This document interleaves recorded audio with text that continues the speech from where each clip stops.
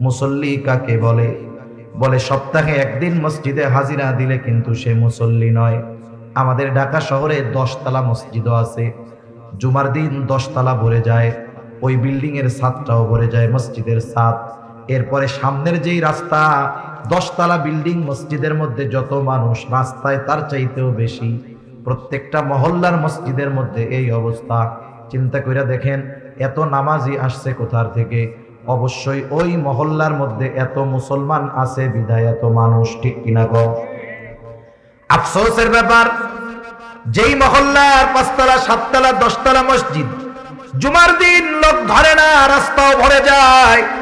ওই মহল্লার ওই মসজিদে জুমার দিন বিকাল বেলায় আসরের নামাজ, নিচের কাতারগুলো ভরে না, ঠিক কিনা গো? তাহলে সপ্তাহে একদিন মসজিদে হাজিরা দিলে সে মুসল্লি নয়। মুসল্লি হলো সে শত ব্যস্ততা থাকার পরেও যেই লোকটা কখনো নামাজ বাদ দেয় না। আর আসল মুসল্লি সে যে কর্মেই ব্যস্ত থাক, তার অন্তর মসজিদের সাথে একটা কানেকশন থাকে। হাদিসের মধ্যে আসছে, কিয়ামতের দিন সূর্য তো একেবারে কাছে থাকবে। সূর্য এখন 9 কোটি 30 লক্ষ মাইল দূরে। বিজ্ঞান বলে সূর্যের শীতল দিক যেটা, সেটা পৃথিবীর দিকে দেওয়া। তাই এই সূর্যের তাপ গরমের দিন আমাদের দেশে সহ্য করা কত কষ্ট। ওই সূর্যটা কিয়ামতের দিন একেবারে কাছে থাকবে এবং গরম দিকটা হাসরবাসীর দিকে থাকবে। নবীজি বলেন, ওই দিন কোথাও কোনো ছায়া থাকবে না আরশের ছায়া ছাড়া।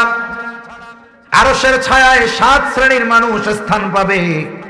নবীজি বলেন, এই 7 শ্রেণীর মধ্য থেকে এক শ্রেণী, রাজুলুন কলবুহু মুআল্লাকুন ফিল মাসাজিদ। ওই ব্যক্তি আরশের ছায়ায় স্থান পাবে যার অন্তর সর্বদা মসজিদের সাথে লাগানো থাকতো। সে মসজিদে থাকতো তা নয়, বরং তার অন্তর মসজিদের সাথে লাগানো থাকতো। আপনাদের এলাকায় অনেক যুবক, অনেকে আছে না প্রবাসে আছে না বিদেশে, মাঝে মধ্যে দোস্তরে ফোন দেয়, মার কাছে ফোন, সৌদি আরব, কিন্তু আমার মনটা তো বাসার মধ্যে পড়ে রয়েছে। আমার দেহটা সৌদি, কিন্তু আমার মন কোথায়? বলে মন তো আমার বাড়িতে পড়ে রয়েছে। একজন মুসল্লি সে যেখানেই যাক না কেন, কর্ম করে, যা করে করুক, তার মন পড়ে থাকে মসজিদের সাথে। এজন্য সে যেখানেই যাক, যখনই নামাজের সময় হয়, সব ব্যস্ততাকে উপেক্ষা করে সে আগে মসজিদে গিয়ে হাজিরা দেয়, ঠিক কিনা বলে? নাইলে তার অন্তরের মধ্যে প্রশান্তি আসে না।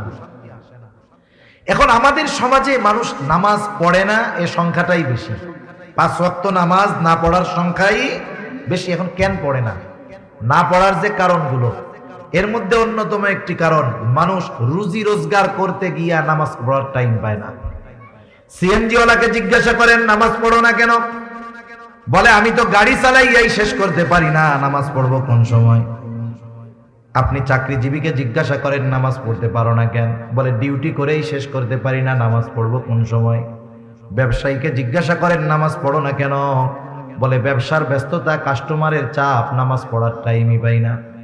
এইরকম কথা বলনেওয়ালা লোক সমাজে আছে না নাই? আপনাদের জিজ্ঞাসা করি, এই যে মানুষ কর্ম করে, পরিশ্রম করে, অবশ্যই শখে করে না, করে রিজিকের জন্য, ঠিক কিনা বলে? জীবন উপকরণের জন্য করে। এখন যেই রিজিক উপার্জন করতে গিয়ে নামাজ পড়ার সুযোগ পায় না, টাইম পায় না, একটু বুঝে থাকলে জবান খুলে জবাব দিবেন। বলেন তো, মানুষগুলো যেই রিজিক অর্জন করতে গিয়ে নামাজ পড়ার টাইম পায় না, সেই রিজিকের মালিক কে? আরো জোরে বলেন না কে? তার মানে বোঝা গেল, রিজিকের মালিক হলেন আল্লাহ। আমার কর্ম আমাকে রিজিক দেয় না, মূলত রিজিক দেন আল্লাহ।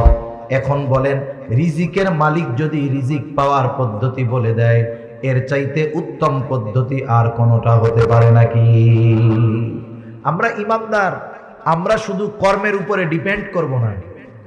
শুধু কর্মের উপরে ডিপেন্ড করে তাকদীর, ভাগ্যকে অবিশ্বাস যারা করে, এরা যত উন্নত বিশ্বের লোক হোক না কেন, এরা হতাশা, ডিপ্রেশন, টেনশনে ভুগে বেশি।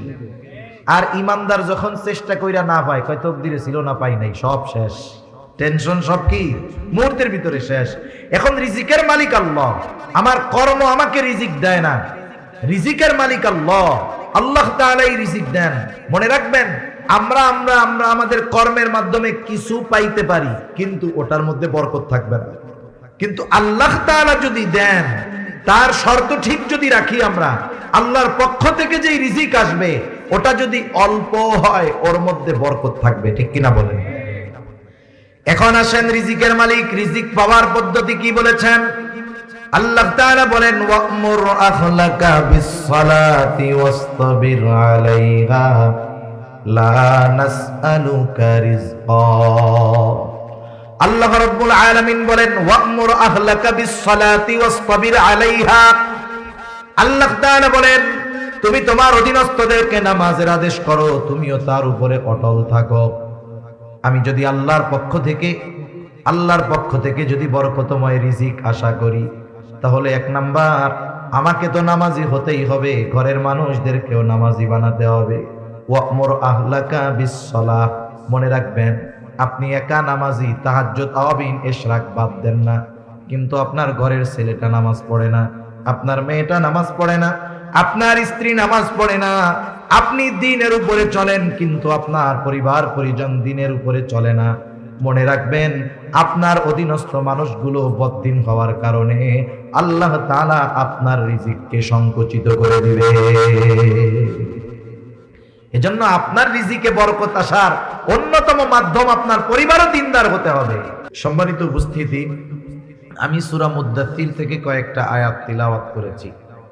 আয়াতগুলোকে সামনে রেখে কিছু কথা আপনাদের খেদমতে পেশ করার ইচ্ছা পোষণ করেছি। সর্বোপরি কথা হলো, এ দুনিয়াতে আমরা কেউ থাকবো না। এ দুনিয়া থেকে একদিন আমাদের সকলকে চলে যেতে হবে। এ দুনিয়াতে হাজারো মতের মানুষ আছে, হাজারো ধর্মের মানুষ আছে, হাজারো বিশ্বাসের মানুষ আছে। এ দুনিয়াতে একদল মানুষ আছে যারা স্রষ্টাকেই অবিশ্বাস করে, আছে না নাই? আল্লাহ তাআলাকে মানে না, বলে স্রষ্টা বলে কিছুই নাই। যত মতের, যত কথার, যত দলে বিভক্ত হোক না কেন মানুষ, যত মতানৈক্য মানুষের মধ্যে থাকুক না কেন, গোটা দুনিয়ার সব মানুষের মধ্যে একটা বিষয় নিয়ে কোনো মতানৈক্য নাই, যেটার নাম হলো মৃত্যু, ঠিক কিনা বলেন? এই মৃত্যু নিয়ে কোনো মতানৈক্য নাই। নাস্তিক আস্তিক, মুসলিম অমুসলিম সকলেই এটা মানে যে এ দুনিয়ায় আসছি, একদিন দুনিয়া থেকে চলে যেতে হবে। বাস্তবতা হলো আমাদের প্রত্যেকের একটা নির্ধারিত সময় আছে, হায়াত আছে, মেয়াদ আছে। আমি আপনি যখন মায়ের গর্ভের ভিতরে আল্লাহ তাআলা রূহ ফুকায়া দিলেন ফেরেশতারে দিয়া, এই দেহের সাথে রূহটা কতদিন থাকবে, এই দুনিয়াতে আমার অবস্থান কতকাল হবে, ওই দিনই আল্লাহ সুবহানাহু ওয়া তাআলার পক্ষ থেকে নির্ধারিত হয়ে গেছে। আরেকটা বিষয় হলো, আমাদের মূল হলো রূহ। রূহ যখন বের হয়ে যায় এই দেহটার কোনো দাম নাই। দাম আছে বলেন? মনে করেন আপনি এখানে আসছেন, আপনার ঘর বাড়ি সব আছে, আপনার জন্য আপনার ঘরের মানুষ বিছানা রেডি করে রাখতেছে যে মাহফিল থেকে এসে ঘুমাবে, নামাজ পড়বে ফজরের। আল্লাহ না করুন আপনি যদি এখন মারা যান, কেউ যদি মারা যায়, তার স্ত্রীকে এই কথা বলবে নাকি যে এত কষ্ট করে বিছানাটা করে রাখছি, আজকে রাত্রটা দেহ এই বিছানার মধ্যেই থাক? রাখবে?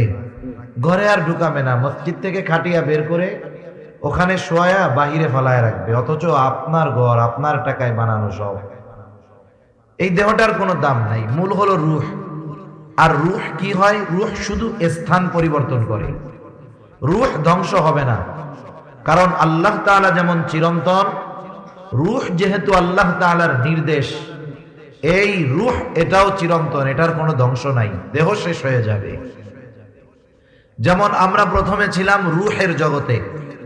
আল্লাহ তাআলা যখন আদম আলাইহিস সালামের পৃষ্ঠদেশ থেকে কিয়ামত পর্যন্ত যত মানুষ আসবে সকলের রূহ আল্লাহ তাআলা একত্রে বের করেছেন।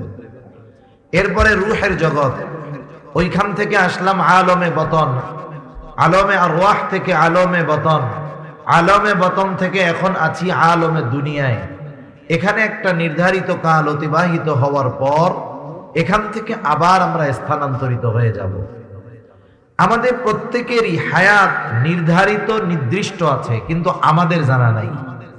এই যে বোতলের গায়ে লেখা থাকে যে এই পানিটার মেয়াদ কতদিন, এই যে লেখা আছে, আমরা এটা দেখে বুঝতে পারি যে এটা আমার জন্য কেনা উচিত হবে কিনা, কেনা যাবে কিনা, খাওয়া যাবে কিনা।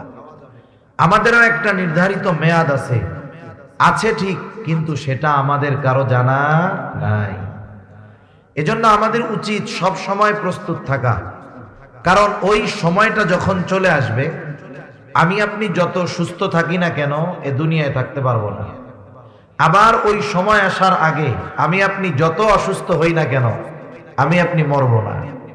একেবারে যথাসময়ে মৃত্যুর ফিরিস্তা মালাকুল মাউত হাজির হয়ে যাবে, এক মুহূর্ত আগেও আসবে না, এক মুহূর্ত বিলম্ব করবে না। আল্লাহ তাআলা বলেন, ফাইদা জাআ আজালুহুম লা ইস্তাখিরুনা সাআতাও ওয়া লা ইস্তাকদিমুন।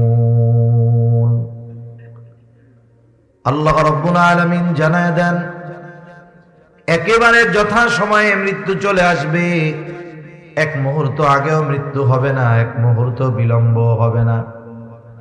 যখন আমার আপনার দেহ থেকে রূহটাকে মালাকুল মাউত বিচ্ছিন্ন করে ফেলবে, এই দেহটা অচল নিশ্চল হয়ে যাবে। আমাদের অঞ্চলে যখন মানুষ মারা যায়, মসজিদের মধ্যে ঘোষণা করে, অমুক এলাকার অমুক আজ বিকাল 5 ঘটিকার সময় ইন্তেকাল করিয়াছে, আগামী দিন সকাল 8টায় অমুক স্থানে তার জানাজা অনুষ্ঠিত হবে। অতএব সকল ধর্মপ্রাণ মুসলমানদেরকে উক্ত মারহুমের রূহের মাগফিরাত কামনায় তার জানাজায় শরীক হওয়ার জন্য বিশেষভাবে অনুরোধ করা গেল। এইরকম প্রচার আপনাদের অঞ্চলে করে না? এখন আমরা অনেকের ব্যাপারে এই খবরটা শুনি, একদিন আমার খবরও মানুষে শুনবে। এই খবর বলার সময় একটা শব্দ বলে ইন্তেকাল, এটা হলো আরবি শব্দ, অর্থ হলো স্থানান্তরিত হওয়া। কি বলে? বলে আব্দুর রহিম ইন্তেকাল করিয়াছে। তার মানে ওই রূহ, ওটা মূল, ওটার নামই হলো আব্দুর রহিম। কারণ রূহ যখন আমার আপনার দেহ থেকে বের হয়ে যায়, কেউ ওই নিষ্প্রাণ দেহটাকে নাম ধরে ডাকে না, ওটাকে তখন বলে লাশ। মানে যার মধ্যে কিছুই নাই, কি নাই, সব আছে, বলে আসলটাই তো নাই, রূহই তো নাই। তাহলে মূল কথা হলো আমাদেরকে এই দুনিয়ার জগৎ থেকে স্থানান্তরিত হয়ে নতুন আর এক জগতে পদার্পণ করতে হবে, যেই জগতের নাম হলো আলমে বরজখ, লোকচক্ষুর অন্তরালের এক জগৎ। ওই জগৎটা কেমন? বলে দুনিয়ায় যার আমল যেমন, আলমে বরজখটা তার জন্য তেমন। দুনিয়ায় একজন ঈমান এনেছে, নেক আমল করেছে, ভালো কাজ করেছে, অবশ্যই তার আলমে বরজখটা তার জন্য শান্তির জায়গা হয়ে যাবে। আরেকজন দুনিয়ায় ঈমান আনে নাই, পাপাচারের মধ্যে লিপ্ত থেকেছে, গুনাহ করেছে, মন যা চায় তাই করেছে, বলে আলমে বরজখটা তার জন্য হয়ে যাবে কষ্টের। এই জন্য নবীজি সাল্লাল্লাহু আলাইহি ওয়াসাল্লাম জানায় দেন, আমাদেরকে যখন কবরস্থ করা হবে, কবরে রাখা হবে, আমাদের প্রত্যেককেই 3টা করে প্রশ্ন করা হবে। 1 নম্বর প্রশ্ন, মার রব্বুক, তোমার রবকে। 2 নম্বর প্রশ্ন, আমা দীনুক, তোমার দিন কি। 3 নম্বর প্রশ্ন, নবীজিকে দেখায় বলা হবে, মা হাদার রাজুলুল্লাযী বুইসা ফীকুম, অথবা প্রশ্ন করা হবে, আমার নবিয়ুক, তোমার নবীকে। এই যে 3টা প্রশ্ন আল্লাহ তাআলা কবরের মধ্যে যে করবে, নবীজি অনেক আগে জানায় দিয়েছেন। দুনিয়ার পরীক্ষার প্রশ্ন ফাঁস করা হয় না, প্রশ্ন জানা যায় পরীক্ষার হলে গিয়া। আর কবরের প্রশ্ন কি হবে অনেক আগের থেকে জানায় দেওয়া হলো। বুঝতে হবে, যেই পরীক্ষার প্রশ্ন গোপন থাকে ওই পরীক্ষা মূলত সহজ, কিন্তু যেই পরীক্ষার প্রশ্ন আগেই জানায় দেওয়া হয়, বুঝতে হবে জায়গা মতন গিয়া ওই প্রশ্নের জবাব দেওয়া বড় কঠিন। আমরা যদি মনে করি যে প্রশ্ন তো জানি, 3 প্রশ্নের উত্তর মুখস্থ করে যাব, ফিরিস্তা আইসা জিজ্ঞাসা করার আগেই কইয়া দিব যে তুমি কি কি জিজ্ঞাসা করবা জানি, এই জবাব, কাজ হবে? দুনিয়ার প্রশ্ন মুখস্থ পড়ার সাথে জবাব দেওয়ার সম্পর্ক। দুনিয়ার পরীক্ষার হলের প্রশ্নের জবাব দেওয়ার জন্য লেখাপড়া করা লাগবে, লেখাপড়া মুখস্থ না করলে জবাব দিতে পারবে না। কিন্তু কবরের 3 প্রশ্নের সাথে মুখস্থ লেখাপড়ার কোনো সংযোগ নাই। কবরের 3 প্রশ্নের জবাবের সাথে সম্পর্ক হলো আমলের সাথে। যখন কোনো মানুষ এই 3 প্রশ্নের আলোকে আমল করবে, এই 3 প্রশ্নের ব্যাপার যদি তার কোনোদিন নাও শুনে নাও জানে, কবরে গিয়াও যদি প্রথম জানে যে এই 3 প্রশ্ন জবাব দিয়ে দিতে পারবে, তাহলে 1 নাম্বার প্রশ্ন, আমার রব্বুক, তোমার রব কে? জবাব হলো আল্লাহ। এটা মুখস্থ করলেই দেওয়া যাবে না। একটা ব্যক্তি যখন পরিপূর্ণ রবের দাসত্ব করবে, রবের হুকুম আহকাম মেনে চলবে, রবের আদেশের সামনে নিজেকে নত করে দিবে, ওই ব্যক্তি কবরে গিয়ে যখনই প্রশ্ন করবে তোমার রবকে, দুনিয়ার জগতে যেই রবের গোলামি করছে তার জবাব দিতে আর কষ্ট হবে না। সে তার সাথে সাথে জবাবে বলবে আমার রব হলো আল্লাহ। 2 নাম্বার প্রশ্ন করবে তোমার দিন কি, তোমার জীবন ব্যবস্থা কি, তুমি যে দুনিয়ার হায়াত অতিবাহিত করেছো, কোন দর্শনের মতাদর্শের আলোকে তুমি তোমার জীবনকে পরিচালিত করেছো। একটা মানুষ যদি ইসলামের উপরে নিজেকে পরিচালিত করে, তাহলে লোকটা সহসাই জবাব দিবে আমার দিন হলো ইসলাম। সারা জিন্দেগি ইসলামের বিরুদ্ধাচরণ করে যতই মুখস্থ করে কবরে যাক না কেন, ওকে যখন জিজ্ঞাসা করা হবে ওমা দিন, ওই ইসলাম বিদ্বেষী কিন্তু জবাব দিতে পারবে না। ইসলামের উপরে যে চলবে সেই জবাব দিতে পারবে আমার দিন হলো ইসলাম। নবীজিকে দেখায় বলা হবে এই ব্যক্তিকে যাকে তোমাদের কাছে প্রেরণ করা হয়েছিল, কে জবাব দিতে পারবে? বলে যে গোটা জিন্দেগি রাসূলের সুন্নাতের আলোকে সাজিয়েছিল, রাসূলের আদর্শে আদর্শিত হয়েছিল, রাসূলের রঙে নিজের জীবনকে রঙ্গিত করেছিল। ওই ব্যক্তি সহজেই জবাব দিবে ইনি হলেন আমাদের নবী মুহাম্মদুর রাসূলুল্লাহ সাল্লাল্লাহু আলাইহি ওয়াসাল্লাম। এছাড়া জবাব দেওয়া সম্ভব নয়। এখন যে এই 3 বিষয়ের উপরে আমল করছে, আল্লাহ তাআলার দাসত্ব ঠিকমতো করছে, জীবনটাকে ইসলামের উপরে সাজাইছে, নবীজির সুন্নাতের আলোকে জীবন চালিয়েছে, তাকে প্রশ্ন করা হলো, সে জবাব দিয়ে দিল। বলেন পরীক্ষায় পাস না ফেল? জোরে বলেন পাস না ফেল? পাস। এইবার আল্লাহর পক্ষ থেকে ঘোষণা আসবে সাদাকা আবদি, সাদাকা আবদি, ফাফরিশুহু মিনাল জান্নাহ ওয়ালবিসুহু মিনাল জান্নাহ ওয়াফতাহু লাহু বাবান ইলাল জান্নাহ।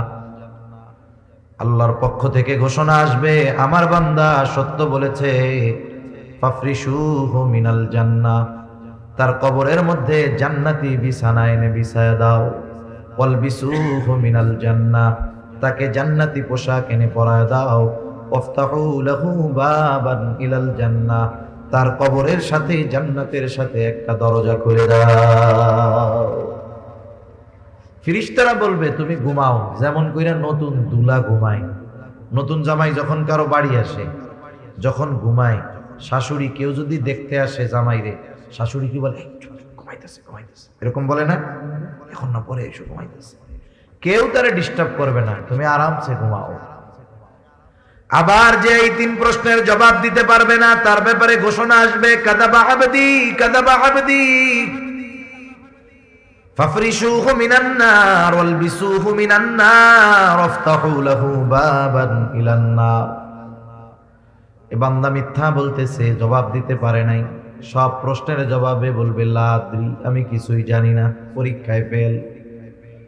বলবে জাহান্নাম থেকে আগুনের বিছানা এনে বিছায়া দাও, জাহান্নাম থেকে আগুনের পোশাক এনে একে পরায়া দাও, জাহান্নামের সাথে তার কবরের সাথে একটা দরজা খুলে দাও। কত কষ্ট হবে ওই কবরের মধ্যে, আলমে বরজখে আযাবে থাকবে, আযাবের তীব্রতা এতটা বেশি হবে ও মনে করবে এটাই মনে হয় জাহান্নাম।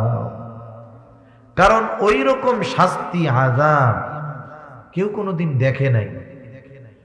ফেরেশতারা তখন তাকে জানাবে না, এটা জাহান্নাম নয়, বরং তোমার জন্য এর চাইতে কল্পনাতীত শাস্তি আল্লাহ তাআলা কিয়ামতের পরে তোমার জন্য প্রস্তুত করে রাখছে।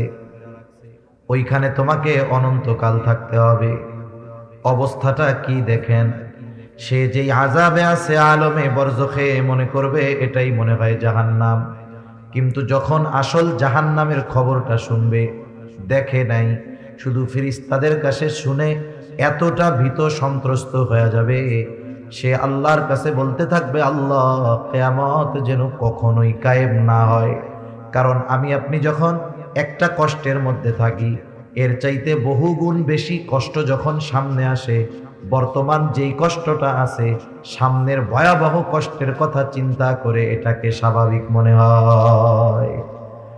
ওই কষ্টের কথা শুনেই তারা মনে করবে ভালো আছি, এজন্য আল্লাহর কাছে বলবে কিয়ামত কায়েম করেন না।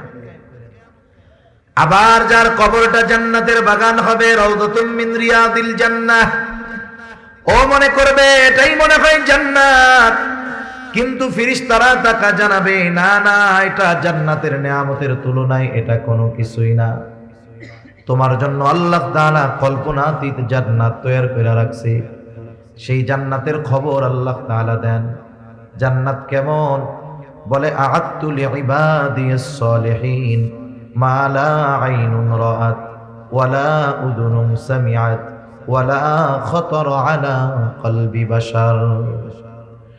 আল্লাহ তাআলা জানায় দেন, তিনি তার বান্দাদের জন্য, নেককার বান্দাদের জন্য এমন জান্নাত প্রস্তুত করে রেখেছেন, মা লা আইনুন রাআত, দুনিয়ার কোন চোখ এটা দেখে নাই, ওয়ালা উযুনুন সামিআত, ওই জান্নাতের প্রকৃত নেয়ামতের কথা দুনিয়ার কোন কান শুনে নাই, ওয়ালা খাতারা আলা কলবি বাশার, ওই জান্নাতের নেয়ামত প্রকৃত পক্ষে কেমন হতে পারে দুনিয়ার কোন মানুষের অন্তর এটা কল্পনাও করতে পারে না।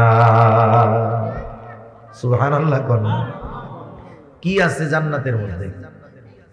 আল্লাহ তাআলা বলেন জান্নাতের মধ্যে কি আছে? বলে, ওয়ালাকুম ফিহা মা তাশতাহি আনফুসুকুম, মন যা চায় জান্নাতের মধ্যে তাই আছে। দুনিয়াতে কিন্তু অনেক কিছু আমাদের মন চায়, কিন্তু দুনিয়ায় পাওয়া যায় না, ওইটাও জান্নাতে আছে। জান্নাতে গিয়া নতুন কইরা আরো যা মন চাবে তাও আল্লাহ তাআলা জান্নাতে রাখছে। যেমন দুনিয়ায় কত কিছু মন চায়, বলেন তো, দুনিয়াতে কেউ কি বুড়া হইতে চায় নাকি?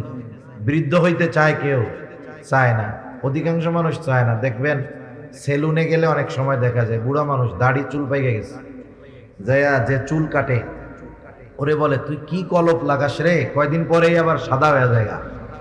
এমন কলপ দিবি জানি একটাও পাকা চুল না দেখা যায়।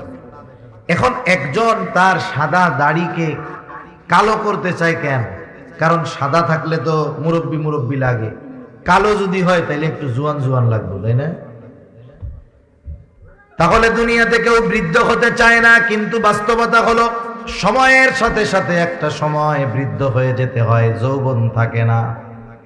তাহলে দুনিয়াতে মন চায় যে আমি বুড়া হব না, যুবক থাকবো। বলে দুনিয়াতে মন চায়, তবে দুনিয়ায় সম্ভব নয়। জান্নাতে যে ঢুকবে সে চিরন্তন যুবক হয়ে ঢুকবে, কখনো সে বুড়া হবে না। 33 বছরের টকবগে যুবক থাকবে, কখনো কি হবে না? বুড়া হবে না। আবার দুনিয়াতে কেউ অসুস্থ হতে চায় না, মন চায় ঠিক, তবে কোনো না কোনো কারণে নিজের অজান্তে অসুস্থ হয়ে যেতেই হয়। বার্ধক্যকালে যত সুস্থ মানুষ হোক, বিভিন্ন অসুস্থতা এসে তাকে গ্রাস করে বসে। অনেক সময় যুবক মানুষ অসুস্থ হয়ে যায়। তাহলে দুনিয়ায় মন চায় চির সুস্থতা, কিন্তু দুনিয়ায় সম্ভব নয়। বলে জান্নাতে যে যাবে, একবার যখন ঢুকবে আর কোনোদিন সে অসুস্থ হবে না। এক কথায় দুনিয়ায় আপনার কত কিছু মনে চাইতে পারে, যা মন চায় সব জান্নাতে পাওয়া যাবে। আবার জান্নাতে গিয়ে নতুন করে যদি কিছু মনে চায় সেটাও আল্লাহ তাআলা দিবে। সুবহানাল্লাহ বলেন। তাহলে যার কবরটা জান্নাতের বাগান, ও মনে করবে এটাই জান্নাত। যখন তাকে বলা হবে এর চাইতে কল্পনাতীত নেয়ামত তোমার জন্য প্রস্তুত করে রাখা হয়েছে, যেটা তুমি কিয়ামতের পরে পাবা, এইবার যখন ওই নেয়ামতের কথা শুনবে, সে আল্লাহর কাছে ফরিয়াদ করবে, বলবে, আল্লাহ, যথা দ্রুত সম্ভব আপনি কিয়ামত কায়েম করেন, আমি আমার অনন্তকালের চূড়ান্ত বাসস্থানে যেতে চাই।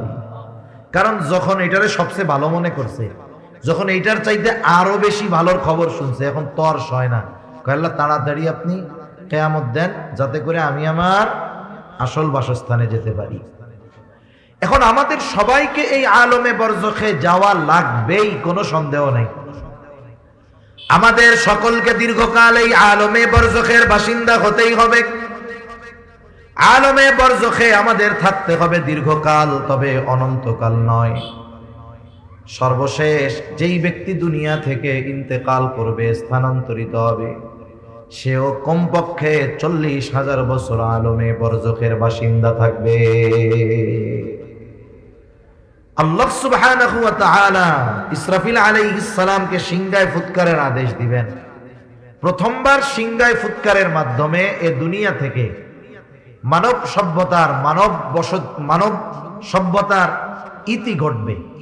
আল্লাহ তাআলা কোরআনুল কারীমের মধ্যে বলেন, ওয়ানুফিখা ফিস সূরি ফাসাইকা মান ফিস সামাওয়াতি ওয়া মান ফিল আরদ ইল্লা মান শাআল্লাহ সুম্মা নুফিখা ফীহি উখরা ফাইযা হুম কিয়ামুন ইয়ানজুরুন।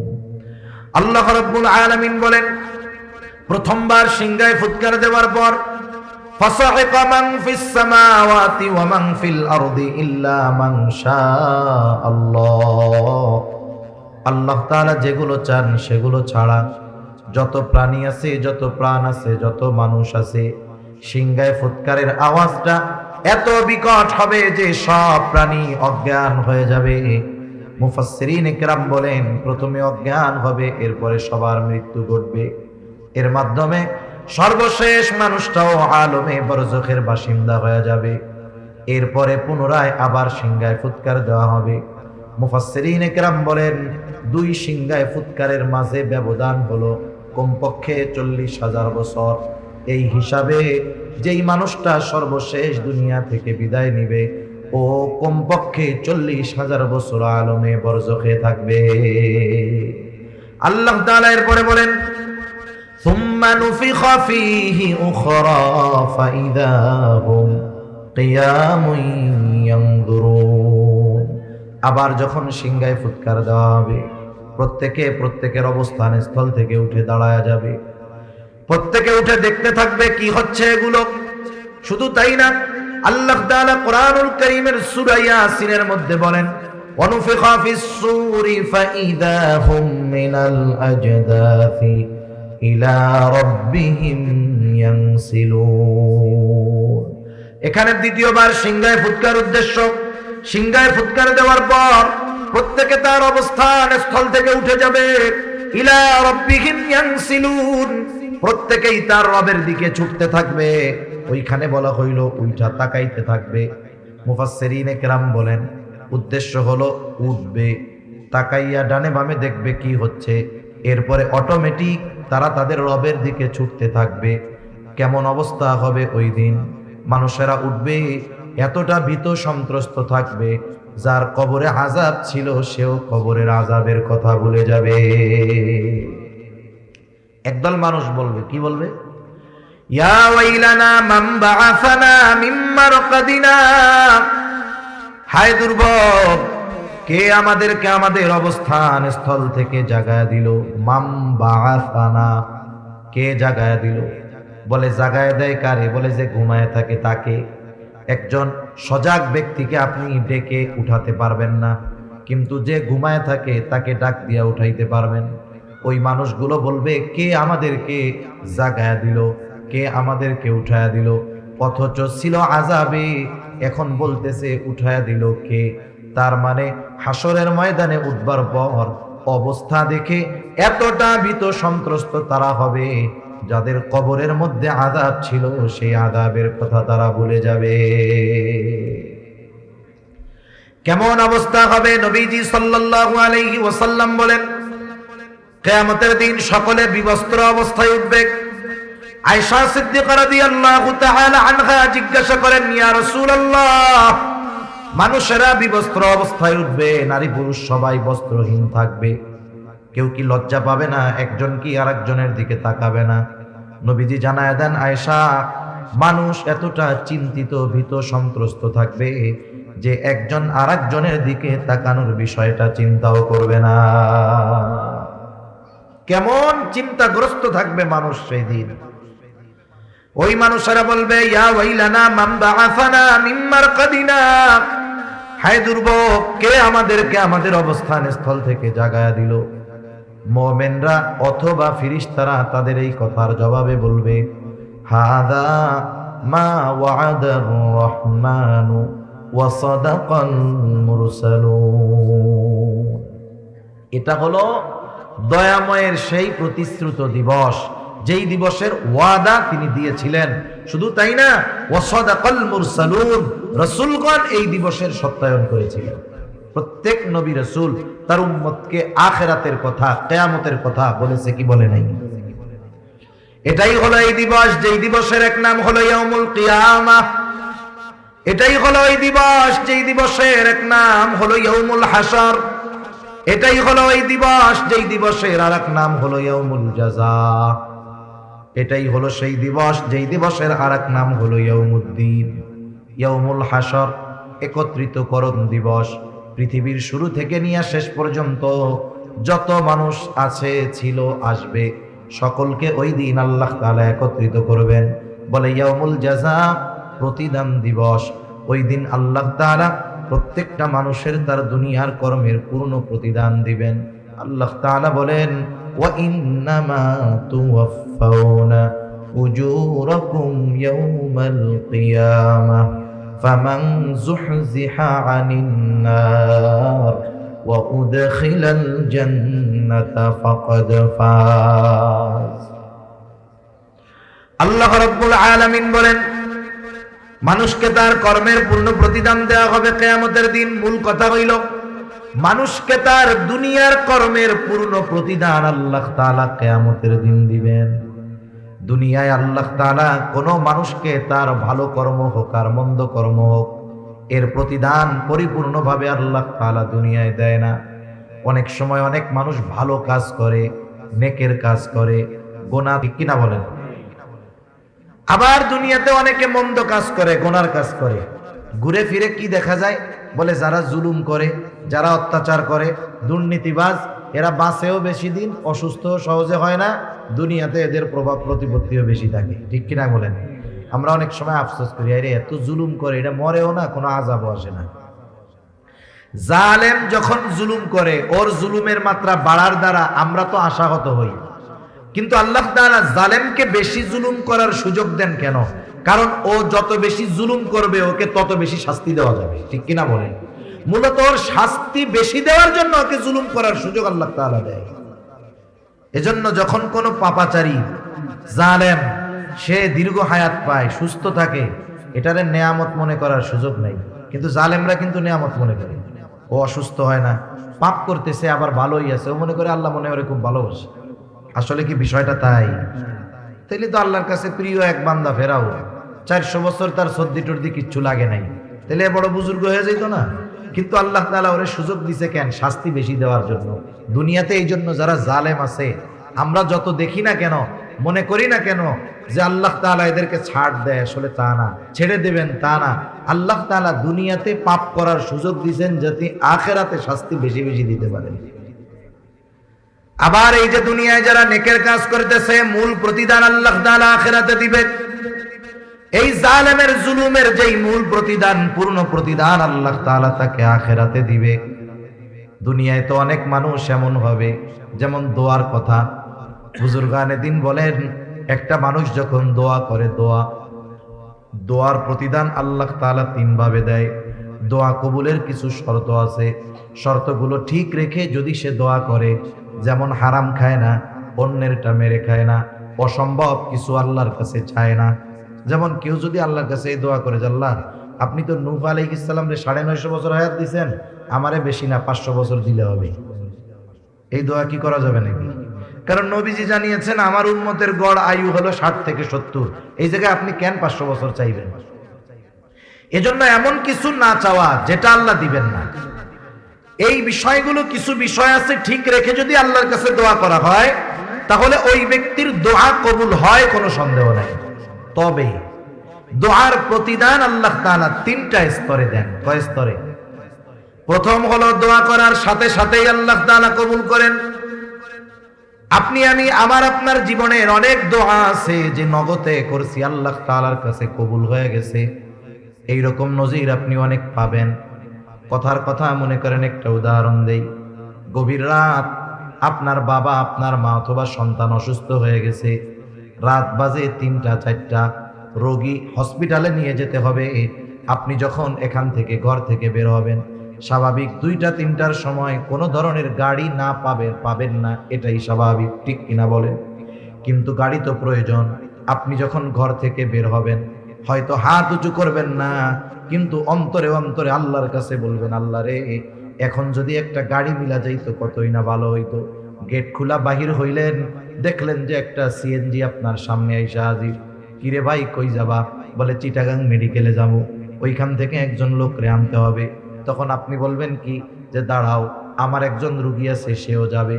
একটু চিন্তা করেন, আপনি মনে করতেছেন এটা সাধারণ বিষয়। না না, ওই যে বের হওয়ার সময় অন্তরে আল্লাহর কাছে দোয়া করেছেন, ওইটা আল্লাহ তাআলা নগদেই কবুল করে নিছে।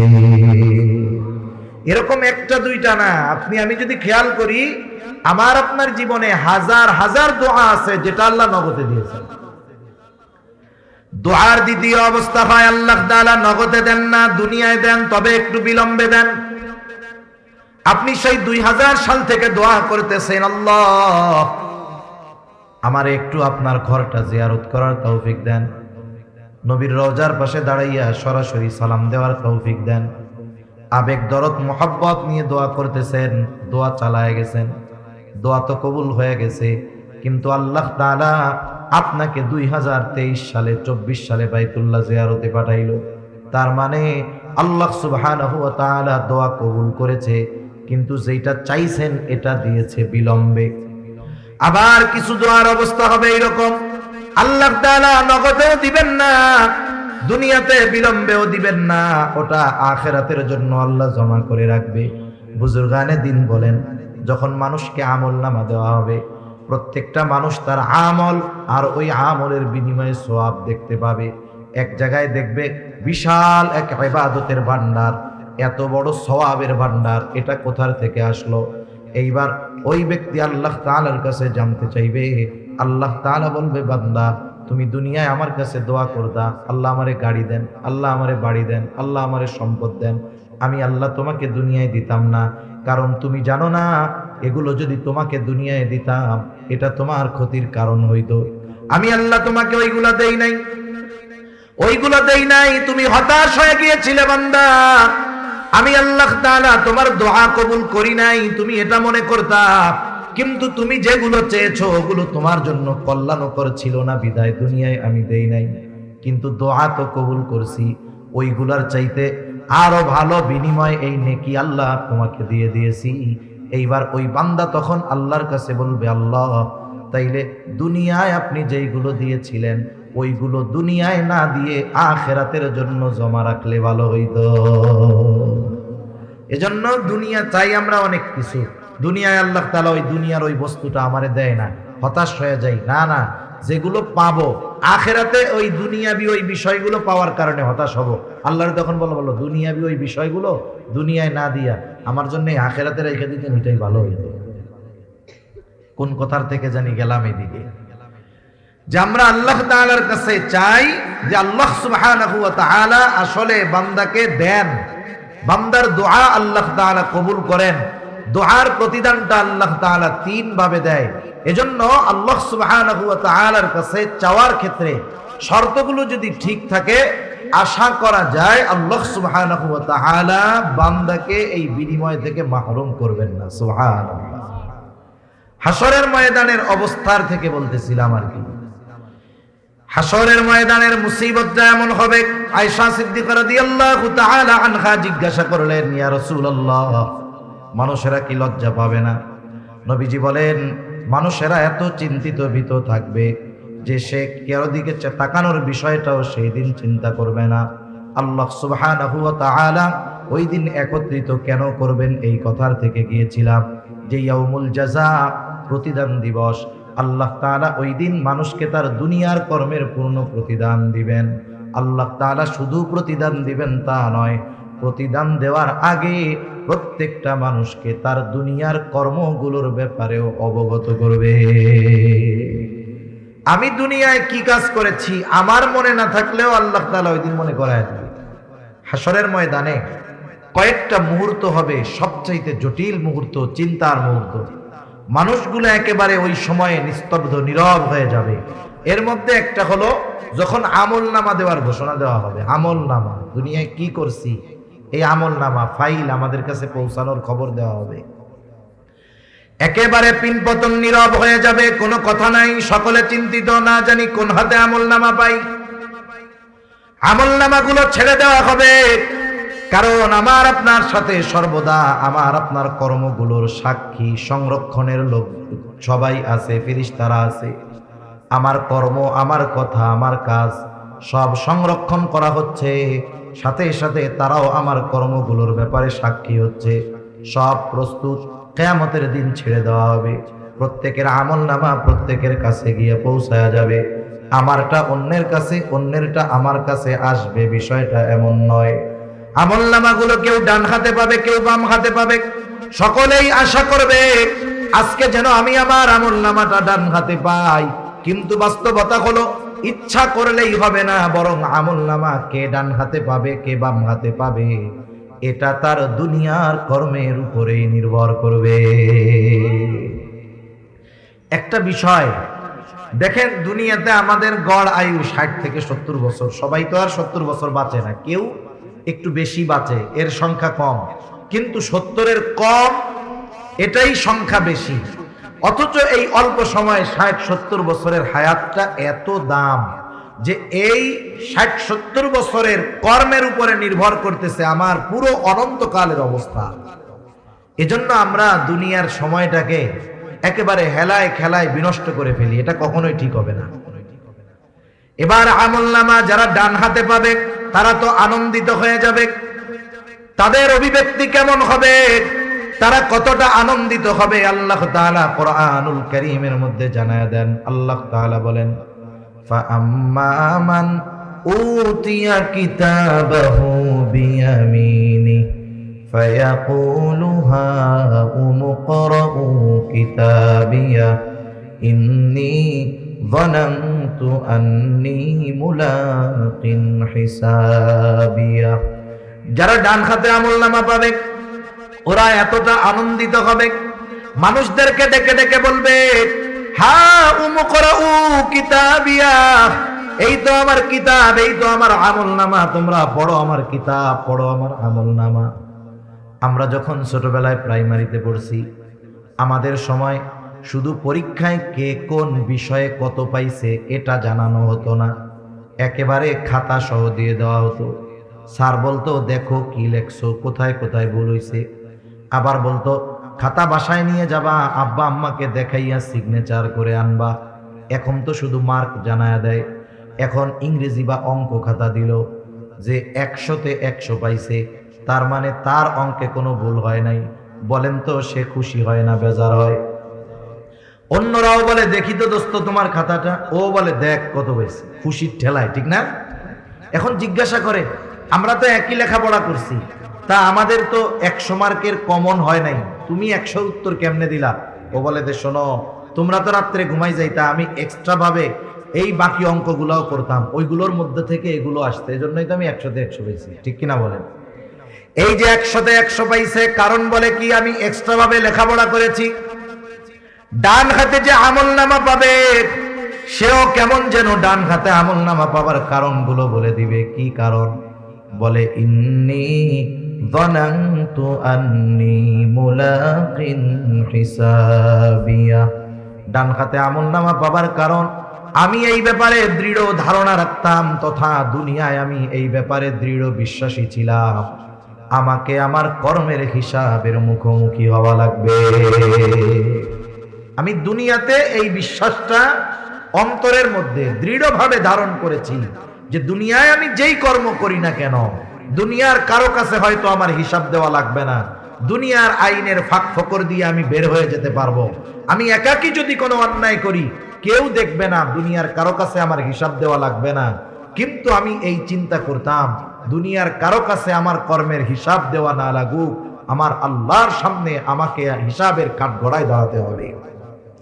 একটা জিনিস আমাদের মনে রাখতে হবে, আমাদের দেশে অপরাধ দমন করার জন্য কত বাহিনী আছে না?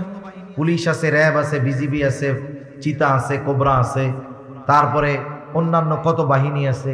আপনারা বলেন তো, বাহিনী, এই আইন শৃঙ্খলা বাহিনীর সংখ্যা দিন দিন বাড়ে না কমে? আইন শৃঙ্খলা রক্ষাকারী বাহিনীর সংখ্যা বাড়ে, সাথে সাথে অপরাধ বাড়ে না কমে? তার মানে বোঝা গেল দুনিয়ার আইন শৃঙ্খলা বাহিনী একটা মানুষের মধ্যে শৃঙ্খলা আনতে পারে না। দুনিয়ার আইন শৃঙ্খলা বাহিনী কিছু বিষয়ে অপরাধ দমন করতে পারলেও অপরাধ পরিপূর্ণ নির্মূল করতে পারে না। একটা জাতি তখনই পরিপূর্ণ অপরাধ থেকে বাঁচতে পারবে যখন ওই জাতির প্রত্যেকটা মানুষের অন্তরে এই বিশ্বাস হবে যে আমি যেই কর্ম করি না কেন দুনিয়ায় কারো সামনে হিসাব না দেওয়া লাগলেও কার সামনে দিতে হবে।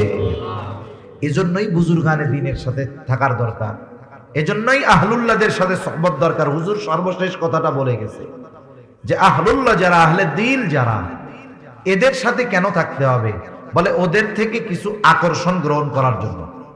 ওই যে যোগ্যতা অর্জন করছে, যে নিজে আল্লাহর ভয়ে পাপাচার থেকে বেঁচে থাকে, মানুষ দেখা না দেখাকে তারা তোয়াক্কা করে না, এই ধরনের মানুষের সংস্পর্শতা আমাদেরকে ওই ধরনের গুণ অর্জনে অনেকটা সহায়ক হবে। এজন্য আমাদের দরকার সৎসঙ্গ দরকার। আল্লাহ তাআলা কোরআনুল কারীমের মধ্যে বলছেন, ইয়া আইয়ুহাল্লাযীনা আমানুত্তাকুল্লাহ ওয়া কুনু মাআস সাদিকিন। হে ঈমানদারেরা, তোমরা মুত্তাকি হও। প্রশ্ন যদি করি আল্লাহ কেমনে মুত্তাকি হব? বলে ওয়া কুনু মাআস সাদিকিন, সত্যবাদীদের সঙ্গী হয়ে যাও। এখন আল্লাহ তাআলা এখানে তো বলতে পারতেন আবিদিন, অন্যান্য গুণ আনতে পারতেন, দানশীলদের সঙ্গী হও, আবেদদের সঙ্গী হও। সাদিকিন কেন বলছেন? কারণ সত্যবাদিতা হলো এমন একটা গুণ যেই গুণের মধ্যে বাকি সব গুণ এমনিতেই পাওয়া যায়। সুবহানাল্লাহ। যেমন একটা উদাহরণ দিই, এখন এক গ্রামে একটা ছেলে ওই গ্রামের সবচাইতে উচ্চ শিক্ষিত হয়েছে। বাংলাদেশের উচ্চ শিক্ষা কি? ধরেন বিসিএস ক্যাডার হয়ে গেছে সে, বাংলাদেশের সর্বোচ্চ শিক্ষিত ব্যক্তি, ঢাকা ভার্সিটি থেকে অনার্স মাস্টার্স কমপ্লিট করে বিসিএস ক্যাডার, বড় চাকরিজীবী। এখন গ্রাম অঞ্চলের মানুষ, এখনো গ্রামের অনেক জায়গায় আছে মুরব্বীরা ম্যাট্রিক আইয়া পাস মনে করে এটা অনেক বড় শিক্ষিত। অথচ এই জামানায় দেখলাম পিয়নের চাকরির জন্য আইয়া পাস লাগে। অবস্থাটা কি?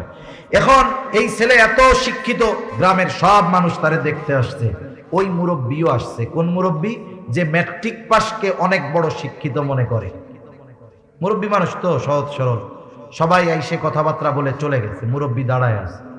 এখন ওই ছেলেটারে জিজ্ঞাসা করতেছে, বাবা শুনলাম তুমি অনেক বড় শিক্ষিত, তা তুমি কি লেখাপড়া করছো, কি পাস করছো? ছেলেটা বলতেছে, চাচা আমি ঢাকা ভার্সিটি থেকে অনার্স মাস্টার্স শেষ করেছি, ফার্স্ট ক্লাস ফার্স্ট, রেজাল্ট খুব ভালো, সাথে সাথে আমি বিসিএস কমপ্লিট করেছি, ক্যাডার, বড় সরকারি চাকরি পেয়েছি। তো এখন মুরব্বী বলতেছে, বাবা বুঝলাম মাস্টার্স করছো, অনার্স মাস্টার্স করছো, বিসিএস ক্যাডার, তা বাবা তুমি কি ম্যাট্রিক পাস করছিলা বাবা?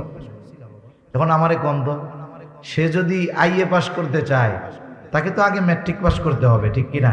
এখন কেউ যদি বলে আমি মাস্টার্স কমপ্লিট, তাহলে আমি যদি তারে প্রশ্ন করি, ভাই আপনি অনার্স পাস করছিলেন, তাইলে এই প্রশ্নটা পুরো বোকার মতো প্রশ্ন হবে না?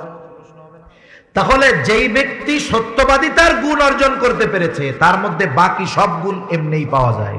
যেই ব্যক্তি মাস্টার্স কমপ্লিট করেছে এর নিচে যত কিছু আছে সবগুলো সে এমনি অর্জন করেছে, ঠিক কিনা বলেন? এজন্য আমাদের সোহবত দরকার। আহলে দিল যারা, এদের সাথে যদি থাকি আমার দিলের পরিবর্তন হবে। দেখবেন প্রশাসনের চিন্তা আসবে না, আল্লাহর ভয়ে গুনাহমুক্ত জিন্দেগি গঠন করা সম্ভব হবে। তাহলে সে বলবে ইন্নী যানানতু আন্নী মুলাকিন হিসাবিয়া, আমি এই ব্যাপারে দৃঢ় ধারণা রাখতাম তথা দৃঢ় বিশ্বাস রাখতাম আমাকে আমার কর্মের হিসাবের মুখোমুখি হওয়া লাগবে। এই জন্য দুনিয়ায় আল্লাহর ভয়ে, হিসাবের ভয়ে গুনার থেকে বেঁচে থেকেছি। আজকে আমল নামা পেয়ে গেছি ডান হাতে, আর একদল আমল নামা পাবে বাম হাতে। ওই যে পরীক্ষার রেজাল্ট যখন দিত, অন্যান্য বিষয় যেমন তেমন, অনেকে কিন্তু অঙ্কে 2টা ঘোড়ার ডিমও পাইত। শূন্য 100-র মধ্যে 0 পাওয়া যায় যেই সব সাবজেক্টে, এর মধ্যে অন্যতম হলো অঙ্ক। কারণ ওই জায়গায় যোগের জায়গা বিয়োগ হইলেই অঙ্ক শেষ, বাকি লেখা সব বিফল। ঠিক কিনা বলেন? এখন আরেকজন মনে করেন 2টা ঘোড়ার ডিম পেয়েছে, ও তো 100-তে 100 পেয়ে আনন্দিত, খাতা অন্যদেরও দেখায়, অন্যরাও দেখে। এখন যে 2টা ঘোড়ার ডিম পাইছে, বলেন তো সে খাতা পাওয়ার পরে নিজে দেখবে, অন্যদের দেখাবে? কেউ দেখতে চাইলে তারে দেখাবে? ও খাতা আগে ব্যাগের মধ্যে ভরবে, মাথা নিচে করে দিবে, বন্ধু বান্ধবের সামনে লজ্জায় মাথা উঠাবে না। মনে মনে কি বলবে? আমার মনে হয় মনে মনে তখন বলবে, আল্লাহ রে, গতকাল যদি এই সারের বাড়ি আগুন ধরে সব পুড়ে ছাই হয়ে যেত, তাইলে তো কম পক্ষে আমার আজকে এই ঘোড়ার ডিম 2টা পাওয়া লাগতো না। দেখেন, সবাই তাকে চিনে, সেও সবাইকে চিনে, কতটা লজ্জিত হবে সে। যারা বাম হাতে আমলনামা পাবে তাদের অভিব্যক্তি কেমন হবে? আল্লাহ তাআলা বলেন, ওয়া আম্মা মান উতিয়া কিতাবাহু বিশিমালি ফায়াকুলু ইয়া লাইতানি লাম উতা কিতাবিয়া ওয়া লাম আদরি মা হিসাবিয়া ইয়া লাইতাহা কানাতিল কাদিয়া মা আগনা আন্নি মালিয়া হালাকা আন্নি সুলতানিয়া। বাম হাতে যে আমলনামা পাবে সে বলবে, ইয়া লাইতানি লাম উতা কিতাবিয়া, হায় রে, আমি যদি এই কিতাব না পাইতাম কতই না ভালো হতো। ওয়ালাম আদরি মা হিসাবিয়া, আমি যদি এই হিসাবটা না জানতাম কতই না ভালো হতো। ইয়া লাইতাহা কানাতিল কাদিয়া মা আগনা আন্নি মালিয়া হালাকা আন্নি সুলতানিয়া। ওই যে প্রথমবার মরছিলাম, ওই মরাটাই যদি আমার চূড়ান্ত মৃত্যু হয়ে যাইতো কতই না ভালো হতো। এবার আফসোস করবে, আরে আমার দুনিয়ার কোনো মাল আজকে কাজে আসলো না, আমার ক্ষমতা আমার কোনো কাজে আসলো না। তার মানে 2টা বিষয় এখানে উল্লেখ করার দ্বারা বোঝা যায়, একটা মানুষ অবাধ্য হয়ে যায় বিশেষ করে 2টা কারণে, যখন সে টাকাওয়ালা হয় আর যখন সে ক্ষমতাওয়ালা হয়। এ সমাজে যত অবাধ্য আছে দেখবেন এই 2টা বিষয়ের একটা তার মধ্যে আছে, নাইলে টাকা আছে, নাইলে তার ক্ষমতা আছে। ও এই 2টো জিনিস দুনিয়াতে ব্যবহার করে সকল ধরনের পাপাচারে লিপ্ত হয়, আর এই 2টা জিনিসকে সে দুনিয়ায় পাওয়াকে গর্বের মনে করে। আর কিয়ামতের দিন এই মাল এবং ক্ষমতার জন্য যখন আমলনামা বাম হাতে আসবে, ওই দিন এই 2টার জন্য সে আফসোস করবে, আরে আমার মাল আমারে শেষ করে দিল, আমার ক্ষমতা আমাকে শেষ করে দিল। এজন্য আমরা যারা মাল নাই, ক্ষমতা নাই, সম্পদ নাই, ক্ষমতাও নাই, আফসোসের কোনো কারণ নাই। যদি আল্লাহ দেন বৈধ ওয়েতে, বৈধ পদ্ধতিতে, ওটা আমি দ্বীনের জন্য ব্যয় করব। মাল আছে, দ্বীনের জন্য ব্যয় করব। ক্ষমতা আছে, আমি দ্বীনের জন্য ব্যয় করব। কখনো অন্যায় কাজে যদি এগুলো ব্যবহার করি, কিয়ামতের দিন আমাকে আপনাকে এই মাল ক্ষমতার জন্য আফসোস করা লাগবে। এখন আসেন মূল কথা, যেই আয়াতগুলো তিলাওয়াত করলাম। আল্লাহ তাআলা বলেন, কুল্লু নাফসিম বিমা কাসাবাত রহিনা, প্রত্যেকটা মানুষ তার কর্মের কারণে আবদ্ধ থাকবে। মুফাসসিরিনে কেরাম বলেন, এখানে উদ্দেশ্য হলো বাম হাতে যারা আমলনামা পাবে তারা তাদের কর্মের কারণে জাহান্নামের মধ্যে আবদ্ধ থাকবে। ইল্লা আসহাবাল ইয়ামিন, তবে যারা ডান হাতে আমলনামা পেয়েছে তারা নয়, কারণ ডান হাতে যারা আমলনামা পাবে ঠিকানা হলো জান্নাত। এইবার জান্নাতি জান্নাতের মধ্যে, জাহান্নামী জাহান্নামের মধ্যে। জান্নাতে যাওয়ার আগ পর্যন্ত জান্নাতির টেনশন থাকবে, পেরেশানি থাকবে, কিন্তু জান্নাতে যাওয়ার পরে আর কোনো টেনশন থাকবে না।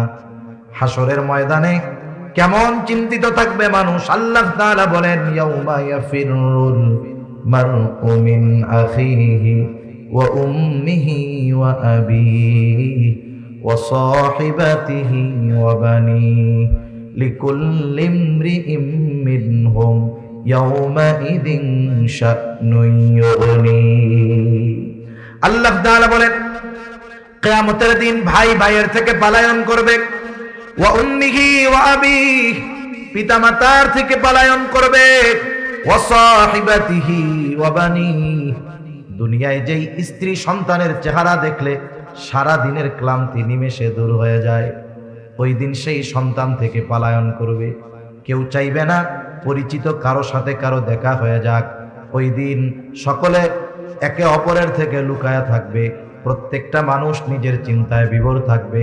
শুধু তাই না, মানুষেরা এমনও বলবে, আল্লাহ আপনি সারা দুনিয়ার সব মানুষকে জাহান্নামে দিয়ে হলেও আপনি আমাকে মাফ করে দেন। কতটা চিন্তিত থাকবে মানুষ। কিন্তু ওই মানুষটা যখন জান্নাতে যাবে, হাসরের ময়দানে কাউকে চিনতে পারবে না বা চিনবে না, কিন্তু জান্নাতে যাওয়ার পরে কাউকে সে ভুলবে না। দুনিয়ায় যার সাথে একদিন দেখা হয়েছে তাকেও জান্নাতে গিয়ে খুঁজবে। কিন্তু বলেন তো, জান্নাতে গিয়ে সে সবাইকে খুঁজবে ঠিক, কিন্তু সব পরিচিত মানুষকে সে কি জান্নাতে পাবে? পাবে না। তাফসীর ইবনে কাসীর সহ পৃথিবীর সব প্রসিদ্ধ তাফসীরের মধ্যে এসেছে যে আল্লাহ তাআলা জান্নাতি আর জাহান্নামীদের মধ্যে দেখা কথাবার্তার ব্যবস্থা করে দিবেন। এই যে জান্নাতি খুঁজতেছে মনে মনে, আল্লাহ তাআলা জানেন কি জানেন না, এখন দেখার ব্যবস্থা করে দিবে। যাদের খুঁজতেছ এরা কই একটু দেখো। জান্নাতি জাহান্নামীকে দেখবে। যদি বলেন কেমনে দেখবে, প্রযুক্তির এই জামানায় বোঝানো সহজ। আপনি তো আপনার আমেরিকা প্রবাসী ভাইটাকেও বাংলাদেশে বসে একেবারে কি করতেছে কি খাইতেছে সব দেখেন। যে আল্লাহ মানুষকে এই বুদ্ধি দিলেন, ওই আল্লাহ জান্নাতীদেরকে জাহান্নামীদেরকে দেখাবেন, এটা আল্লাহর জন্য কোনো ব্যাপারই না। জান্নাতি জাহান্নামের দিকে তাকায় দেখবে, আরে জাহান্নামের মধ্যে তার অনেক আপনজন, প্রিয়জন, বন্ধু বান্ধব, আত্মীয় স্বজন কঠিন শাস্তি ভোগ করতেছে। এই দৃশ্যটা দেখবার পর ওই ব্যক্তি, জান্নাতি ব্যক্তি আল্লাহর দরবারে কৃতজ্ঞতার মাত্রা বাড়ায় দিবে, বলবে, আল্লাহ আপনি যদি আমার প্রতি দয়া না করতেন, হয়তো আজকে আমাকেও ওদের সাথে জাহান্নামে থাকা লাগতো। আবার জাহান্নামীও জান্নাতীকে দেখতে পাবে। জান্নাতীকে দেখবার পর সে দেখবে জান্নাতের মধ্যে তার অনেক আপনজন, প্রিয়জন, বন্ধু বান্ধব, আত্মীয় স্বজন জান্নাতি নাজ নেয়ামত ভোগ করতেছে, আর সে কঠিন আযাবের মধ্যে আছে। এই দৃশ্যটা দেখবার পর তার আফসোসের কারণ হবে, আফসোস হবে, আফসোস। আর ওই আফসোস তার যন্ত্রণা বৃদ্ধির কারণ হবে। কিসের আফসোস হবে? দুনিয়াতে একই বাজারে ব্যবসা করে, একই মাঠে খেলাধুলা করে, একই স্কুলে লেখাপড়া করে, সব সময় একসাথেই থাকে, কিন্তু একজন নামাজে যায় আর একজন নামাজে যায় না। আছে না নাই এরকম? এখন নামাজি বন্ধু তো জান্নাতে, বেনামাজিটা জাহান্নামে। ও এখন যখন তাকায় দেখবে বন্ধু জান্নাতের নিয়ামত ভোগ করে, তখন আফসোস করবে কি, হায় রে, দিনের 18 ঘন্টা বন্ধুর সাথে থাকতাম, এই নামাজ পড়তে যাই তো সর্বোচ্চ 5 ওয়াক্ত মিলাইয়া 1 ঘন্টা, আরে এই 1 ঘন্টা সময় যদি ওর সাথে থাকতাম তাহলে আজকে আমি ওর সাথে জান্নাতে থাকতে পারতাম। আফসোস এটা কষ্টের কারণ হয়। আফসোসের কারণে বাড়ি ব্যথা, এটা অন্য না, ওটা হৃদয়ের ব্যথা, এটা আরো কষ্টের বেশি। যেমন আমি একটা উদাহরণ দিই যে আসলে কেমনে ব্যথাটা আসে। উদাহরণটা মনে করেন, একজন অপরিচিত ব্যক্তি যাকে আপনি জীবনেও দেখেন নাই, সে আপনাকে একটা বকা দিছে। স্বাভাবিক, কেউ যদি আমারে আপনারে বকা দেয় খারাপ লাগবে কি লাগবে না? কিন্তু সে যেহেতু অপরিচিত, একবার দিয়ে চলে গেছে, 2-1 ঘন্টা পরে ওইটা আমার আর মনে থাকবে না, স্বাভাবিক হয়ে যাবে। ওই একই বকাটা, একই শব্দটা যদি আপনার কোনো বন্ধু আপনাকে দেয়, বলেন তো আগে অপরিচিত লোক বকা দেওয়ায় যেই কষ্ট পেয়েছেন, বন্ধু দেওয়ার পরে কষ্ট বেশি লাগবে না কম লাগবে? আবার হুবহু ওই শব্দটা যদি আপনার সন্তান আপনার ব্যাপারে ব্যবহার করে, বলেন তো কষ্ট আগের চাইতে বেশি লাগবে নাকি কম লাগবে? শব্দ এক, শুধুমাত্র ব্যক্তির পরিবর্তনের কারণে একটা সময় যদি সন্তান ওই শব্দটা বাবার জন্য বলে, ওই কথাটা কথা থাকবে না, বিষাক্ত তীর হয়ে বাবার বুকের মধ্যে বদ্ধ হবে। শব্দ এক, শুধুমাত্র ব্যক্তির পরিবর্তনের ক্ষেত্রে ওই শব্দের আঘাত কঠিন থেকে কঠিনতর হয়ে যায়। এজন্য তাদের আফসোস কষ্ট বৃদ্ধির কারণ হবে, আফসোস করবে, কেন গেলাম না। আল্লাহ তাআলা শুধু দেখা নয়, উভয় দলের মধ্যে কথাবার্তার ব্যবস্থা করে দিবে।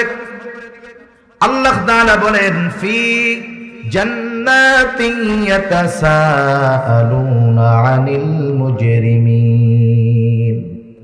জান্নাতীরা পরস্পর মুজরিমদের কাছে জানতে চাইবে, প্রশ্ন করবে, মা সালাকাকুম ফি সাকার, কোন কারণে তোমরা সাকারের অধিবাসী হইলা, কোন কারণে তোমরা জাহান্নামী হইলা। এইবার তাদের এই প্রশ্নের জবাবে জাহান্নামীরা তাদের জাহান্নামে যাওয়ার কারণ বলবে।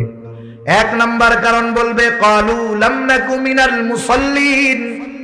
এক নাম্বার কারণ আমরা জাহান্নামে আসার যে আমরা মুসল্লি ছিলাম না। মুসল্লি কাকে বলে? বলে সপ্তাহে একদিন মসজিদে হাজিরা দিলে কিন্তু সে মুসল্লি নয়। আমাদের ঢাকা শহরে 10 তলা মসজিদও আছে, জুমার দিন 10 তলা ভরে যায়, ওই বিল্ডিং এর ছাদটাও ভরে যায়, মসজিদের ছাদ। এরপরে সামনের যেই রাস্তা, 10 তলা বিল্ডিং, মসজিদের মধ্যে যত মানুষ, রাস্তায় তার চাইতেও বেশি। প্রত্যেকটা মহল্লার মসজিদের মধ্যে এই অবস্থা। চিন্তা করে দেখেন এত নামাজি আসছে কোথার থেকে?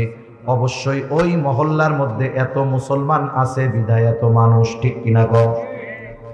আফসোসের ব্যাপার, যেই মহল্লার 5 তলা 7 তলা 10 তলা মসজিদ, জুমার দিন লোক ধরে না, রাস্তাও ভরে যায়, ওই মহল্লার ওই মসজিদে জুমার দিন বিকাল বেলায় আসরের নামাজ নিচের কাতারগুলো ভরে না, ঠিক কিনা গো? তাহলে সপ্তাহে একদিন মসজিদে হাজিরা দিলে সে মুসল্লি নয়।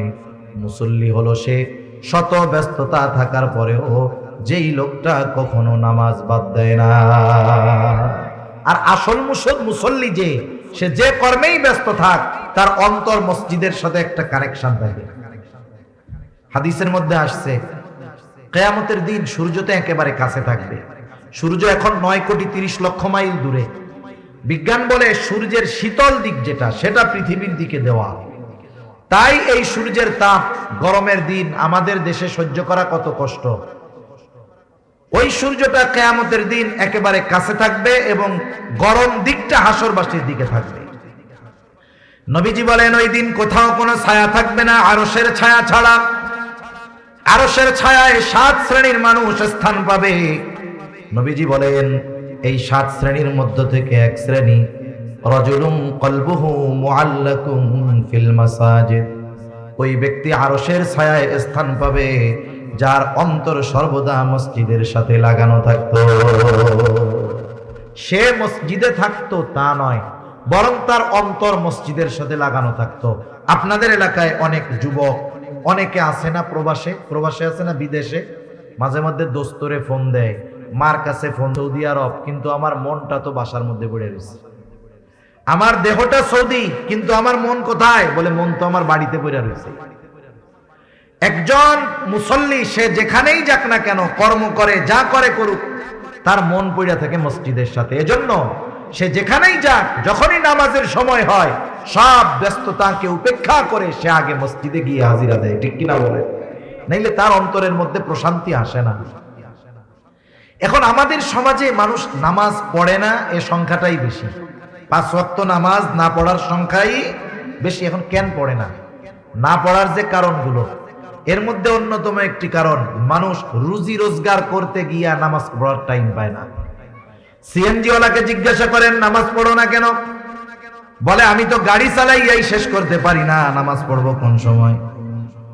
আপনি চাকরিজীবীকে জিজ্ঞাসা করেন নামাজ পড়তে পারো না কেন? বলে ডিউটি করেই শেষ করতে পারি না, নামাজ পড়বো কোন সময়? ব্যবসায়ীকে জিজ্ঞাসা করেন নামাজ পড়ো না কেন? বলে ব্যবসার ব্যস্ততা, কাস্টমারের চাপ, নামাজ পড়ার টাইমই পাই না। এইরকম কথা বলনেওয়ালা লোক সমাজে আছে না নাই? আপনাদের জিজ্ঞাসা করি, এই যে মানুষ কর্ম করে, পরিশ্রম করে, অবশ্যই শখে করে না, করে রিজিকের জন্য, ঠিক কিনা বলে? জীবন উপকরণের জন্য করে। এখন যেই রিজিক উপার্জন করতে গিয়ে নামাজ পড়ার সুযোগ পায় না, টাইম পায় না, একটু বুঝে থাকলে জবান খুলে জবাব দিবেন। বলেন তো, মানুষগুলো যেই রিজিক অর্জন করতে গিয়ে নামাজ পড়ার টাইম পায় না, সেই রিজিকের মালিক কে? আরো জোরে বলেন না কে? তার মানে বোঝা গেল রিজিকের মালিক হলেন আল্লাহ। আমার কর্ম আমাকে রিজিক দেয় না, মূলত রিজিক দেন আল্লাহ। এখন বলেন, রিজিকের মালিক যদি রিজিক পাওয়ার পদ্ধতি বলে দেয়, এর চাইতে উত্তম পদ্ধতি আর কোনটা হতে পারে নাকি? আমরা ইমানদার, আমরা শুধু কর্মের উপরে ডিপেন্ড করব না। শুধু কর্মের উপরে ডিপেন্ড করে তাকদীর, ভাগ্যকে অবিশ্বাস যারা করে, এরা যত উন্নত বিশ্বের লোক হোক না কেন, এরা হতাশা, ডিপ্রেশন, টেনশনে ভুগে বেশি।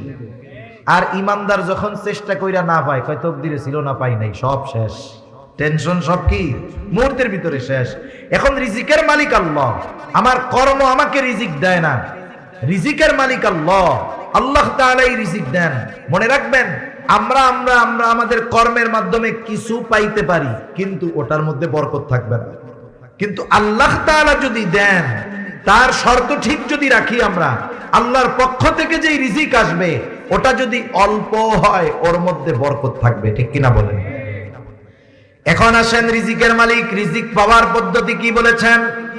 আল্লাহ তাআলা বলেন, ওয়া'মুর আখলাকা বিস-সালাতি ওয়াসতাবির আলাইহা লা নাসআলুকা রিজকা। আল্লাহ রাব্বুল আলামিন বলেন, ওয়া'মুর আহলাকা বিস-সালাতি ওয়াসতাবির আলাইহা। আল্লাহ তাআলা বলেন, তুমি তোমার অধীনস্থদেরকে নামাজের আদেশ করো, তুমিও তার উপরে অটল থাকো। আমি যদি আল্লাহর পক্ষ থেকে যদি বরকতময় রিজিক আশা করি, তাহলে এক নাম্বার, আমাকে তো নামাজি হতেই হবে, ঘরের মানুষদেরকেও নামাজি বানাতে হবে। ওয়া'মুর আহলাকা বিস-সালাহ, মনে রাখবেন, আপনি একা নামাজি, তাহাজ্জুদ, তাওয়াবিন, ইশরাক বাদ দেন না, কিন্তু আপনার ঘরের ছেলেটা নামাজ পড়ে না, আপনার মেয়েটা নামাজ পড়ে না, আপনার স্ত্রী নামাজ পড়ে না, আপনি দ্বীনের উপরে চলেন কিন্তু আপনার পরিবার পরিজন দ্বীনের উপরে চলে না। মনে রাখবেন, আপনার অধীনস্থ মানুষগুলো বদ্দিন হওয়ার কারণে আল্লাহ তাআলা আপনার রিজিককে সংকুচিত করে দিবে। এজন্য আপনার রিজিকে বরকত আসার অন্যতম মাধ্যম আপনার পরিবারও দিনদার হতে হবে। অনেক মানুষ আছে মাঝে মধ্যে আমাদের সাথে মেসেজ দেয়, ফোন দেয়, প্রবাস থেকে দেয় যে হুজুর এত ইনকাম করি, বরকত নাই। তা আমি আবার মাঝে মধ্যে জিজ্ঞাসা করি, প্রবাসে যারা থাকে এদের 3টা রোগ বেশি থাকে। কয়টা রোগ? একটা হলো জুয়া খেলার রোগ, 2 নম্বর হলো মদ পান করার রোগ, নেশার রোগ, 3 নম্বর হলো নারী ঘটিত রোগ। সমস্যা আছে এইগুলা? বলে হুজুর আল্লাহর কসম এইগুলা কোনো কিছু নেই, বিড়ি সিগারেটও খাই না, নামাজ কালাম ঠিক মতো পড়ে না, পড়ি হুজুর, ডিউটি করি, নামাজ কালাম পড়ি, বিশ্রাম নেই, আপনাদের ওয়াজ নসিহত শুনি, এতটুকু শেষ। আমি আবার কয়েকজনকে জিজ্ঞাসা করেছি, আপনার তো সব ঠিক আছে, তা ঘরের অবস্থা কি, বাড়ির অবস্থা কি? বলে হুজুর এ কথা আর বললেন না, বেতন পাঠাইতে দেরি, মার্কেটে যাইতে দেরি হবে না, এত ফোন দিয়ে বিদেশের থেকে আমি জাগাই ফজরের নামাজের জন্য, পড়ে না, ছেলেটা কথা শুনে না, মেয়েটা নামাজ পড়ে না। আমি কয়েকজনরে এরকম বলছি, ভাই আপনি তো ছিদ্র কলসে পানি ঢালতেছেন, কিয়ামত পর্যন্ত হায়াত পাবেন, ঢালতে থাকবেন, কিন্তু কখনো ভর্তি হবে না। সেজন্য আপনি আপনার পরিবারকে আগে দ্বীনের মধ্যে আনেন, লক্ষ টাকা নয়, অল্প টাকাও যদি হয় আল্লাহ তাআলা বরকত দিয়ে দিবে ইনশাআল্লাহ। আপনি দেখেন তো, এই সমাজে সবচাইতে কম উপার্জন হলো ইমাম সাহেব, মাদ্রাসার শিক্ষক, মুয়াজ্জিন, এনাদের। যদিও ইমাম নেতা নাম, কিন্তু বেতন নাই। ওনাদের পরিশ্রম হিসাবে ওনাদের সম্মানই বাস্তবেই কম। ওনাদের ডিউটি, কোনো সরকারি ছুটির দিন নাই, একেবারে প্রত্যেক দিন 24 ঘন্টা ডিউটি। যেই দিন আপনার চাকরি ছুটির দিন শুক্রবার, ওই দিন ওনারারও ডিউটি বেশি। ঠিক কিনা বলেন? সেই অনুযায়ী বাস্তবতা হলো ওনাদের যেই সম্মানই একেবারে কম। এই সমাজে একটা রিক্সাওয়ালাও যদি মোটামুটি 10-12 ঘন্টা রিক্সা চালায়, কমপক্ষে মাসে 30,000 টাকা উপার্জন করতে পারে। কিন্তু বাস্তবতা হলো আমাদের রাজধানী ঢাকা শহরের বড় বড় মসজিদগুলোর মধ্যেও ইমামের বেতন 30,000, এটা হাতে গোনা কয়েকটা মসজিদে হবে, অধিকাংশ 15 থেকে 20-এর মধ্যে। আপনাদের কি মনে হয়, যেই বাজার দর, যেখানে 1 কেজি খেজুরের কম দামি খেজুর, ওইটার মধ্যেই 220 টাকা ট্যাক্স, আর বেশিটার কথা তো বাদ দিলাম। যেই সমাজে এত দ্রব্যমূল্যের ঊর্ধ্বগতি, 4 জন লোক যদি থাকে এক ফ্যামিলিতে, স্বামী স্ত্রী 2 জন সন্তান, বলেন তো বাসা ভাড়া টাড়া দিয়ে 20,000 টাকায় হয়? এটা বলেন, হয় না। এরপরেও দেখবেন কোন ইমাম অল্প উপার্জন হলেও এ কখনো অভাবে পড়ে না, মানুষের কাছে এসে বলে না যে আমার সব শেষ হয়ে গেল। যদিও উপার্জন কম, বলে বরকত আছে। বরকতটা কেমনে হয়, হওয়ার কারণটা কি? একজন ইমাম, আপনি কখনো ইমামের ঘরে তার যে ওয়াইফ, সে বেনামাজি হয় না। ইমামের ঘরের ওয়াইফ সে নামাজি হয়। ইমামের ঘরে তার মা বাবা থাকলে নামাজি হয়, ইমামের ঘরের সন্তানগুলো নামাজি হয়। ওই ইমামের ঘরে, মুয়াজ্জিনের ঘরে যেই ছোট বাচ্চাটা থাকে, 2 বছরের বাচ্চা, ল্যাংটা, মা বাপরে নামাজ পড়তে দেখলে ও সেজদা দিয়া পড়ে। যেই ঘরে ওই নাবালক বাচ্চাটাও আল্লাহর কুদরতি কদমে লুটায় পড়ে, আল্লাহ তাআলা উপার্জন অল্প হলেও ওই উপার্জনের মধ্যে আল্লাহ তাআলা বরকত দিয়ে দেয়। বরকত 2 ভাবে হয়। একটা হলো স্বয়ং বস্তুর মধ্যে আল্লাহ তাআলা বরকত দিয়ে দেন। আল্লাহ পারেন তো? অবিশ্বাসের কোনো সুযোগ আছে? যেমন খন্দকের যুদ্ধের সময় সবাই পরীক্ষা খনন করতেছে, সব সাহাবায়ে কেরাম ক্ষুধার্ত, নবীজি পেটের মধ্যে 2টা পাথর বাঁধছে। আরে আমি কালকে একটা ছবি দেখলাম, গাজার একটা ছেলে, একটা ছবি দেখলাম, পেটের মধ্যে পাথর বাইদা রাখছে ক্ষুধায়। আমরা মুসলিম উম্মাহ কি জবাব দিব যে আল্লাহ তাআলার কাছে? মনে রাখবেন, আজকে যদি আমরা আমাদের ভাইকে বাঁচানোর জন্য ঐক্যবদ্ধ না হই, একত্রিত না হই, তাদেরকে যদি সাহায্যের জন্য আমরা ঐক্যবদ্ধভাবে এগিয়ে না যাই, একদিন আমাকেও বাঁচার জন্য একা দাঁড়াতে হবে, কেউ আমার আপনার পাশে আসবে না।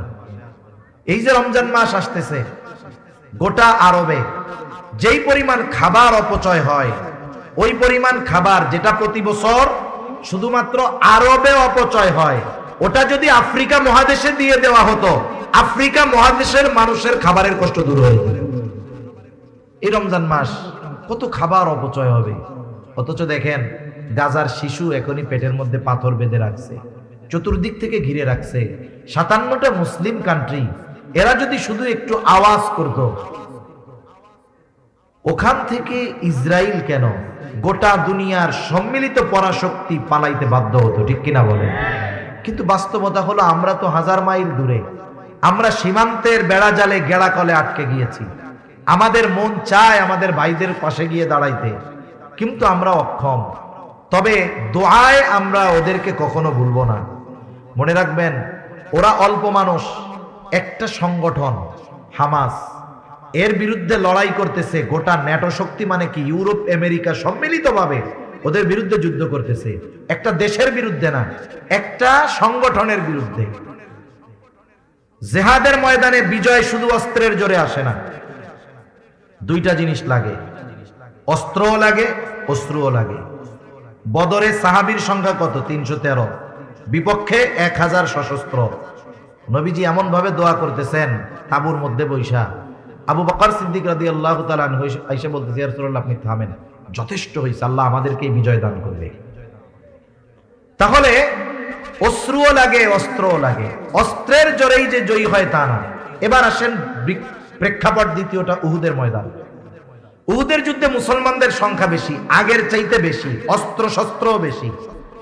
বদরের যুদ্ধে মুসলমানদের মন মানসিকতা যেই পরিমাণ ছিল আল্লাহর প্রতি, এখনো আছে, তবে আসবাবের প্রতিও একটা ভরসা আসছে। এখন সংখ্যায়ও আমরা বেশি, অস্ত্রেও বেশি। আল্লাহ তাআলা সাময়িক পরাজয় দিয়ে মুসলমানদেরকে শিক্ষা দিয়েছেন, শোনো, যারা ইমানদার এরা অস্ত্রের বলে, সংখ্যার বলে জয়ী হয় তা নয়, বরং এরা আল্লাহ তাআলার সাথে সম্পর্ক যত গভীর হবে, সংখ্যায় যত কম হোক, অস্ত্র যত কম হোক, আল্লাহ তাআলা ওদেরকেই বিজয় দান করবে। এই বদর যুদ্ধ ছিল মুসলমানদের জন্য শিক্ষণীয় এক বিষয়, যার কারণে এর পরবর্তী সময় থেকে নিয়ে মুসলমানেরা অনেক সংখ্যায় হলেও, অস্ত্র অনেক থাকলেও, অস্ত্র এবং সংখ্যার উপরে তারা কোনো সময় ডিপেন্ড করে নাই, আল্লাহ তাআলার উপরে তারা ভরসা রেখেছে। তাহলে আমরা তো অস্ত্র দিয়ে ওদের সাথে যুদ্ধ করতে পারবো না, আমরা অস্ত্র দিয়ে দোয়া করব। রমজান মাস আসতেছে, দোয়া কবুলের মাস। আমরা খাস করে প্রত্যেকটা দোয়ায় ওদেরকে উল্লেখ করব। আমাদের সমস্যা হলো, যখন সংবাদ মাধ্যম, গণমাধ্যম একটা বিষয়কে বেশি ফলাও করে প্রচার করে, ওই সময় আমাদের মধ্যে কিছু আবেগ, দরদ জেগে ওঠে। যখন সংবাদ মাধ্যম অন্য ইস্যুতে চলে যায়, তখন ওইটা আমরা ভুলে যাই। কিন্তু তাদের অবস্থা তো ওইরকমই আছে, আরো কষ্ট হচ্ছে। জানেন কয়েকদিন আগে কি হয়েছে? খাবারের অভাব, গোটা দুনিয়ায় যখন খাবারের অপচয়, তারা খাবারের অভাবে আছে। কত বড় খারাপ এই ইহুদি জাতি! ওরা একটা জায়গায় মানুষদেরকে খাবার দিবে, ত্রাণ দিবে, স্বাভাবিক খাবারের অভাব, সব শিশুরা, মহিলারা, বৃদ্ধরা, পুরুষেরা সব এক জায়গায় একত্রিত হয়েছে। আপনারা এপ্রিল ফুলের ইতিহাস জানেন না? এপ্রিল ফুল, 1 এপ্রিল অনেক মুসলমানের সন্তানেরা মেসেজ দিবে বোকা বানানোর জন্য। এপ্রিলের বোকা, এটা তো মুসলমানদেরকে বানানো হয়েছিল। স্পেন যখন মুসলমানদের হাতছাড়া হয়ে গেছে, ওই জালেমরা বলছে যে তোমরা এক কাজ করো, তোমরা যারা মসজিদের মধ্যে যাবা তোমরা নিরাপদ। আর এক গ্রুপকে বলছে যারা নৌকায় ওই পারে চলে যেতে চাও তারা নিরাপদ। এরা কি করলো, যাদেরকে সাগর পথে পাঠাইছে এদের নৌকাগুলো ছিদ্র করে দিয়েছে, সমুদ্রে ডুবে অনেক মুসলমানেরা মারা গেছে। মসজিদের মধ্যে যারা ঢুকবা তোমরা নিরাপদ, ওরা চারদিক দিয়ে আটকিয়ে মসজিদের মধ্যে আগুন ধরায় দিয়েছে।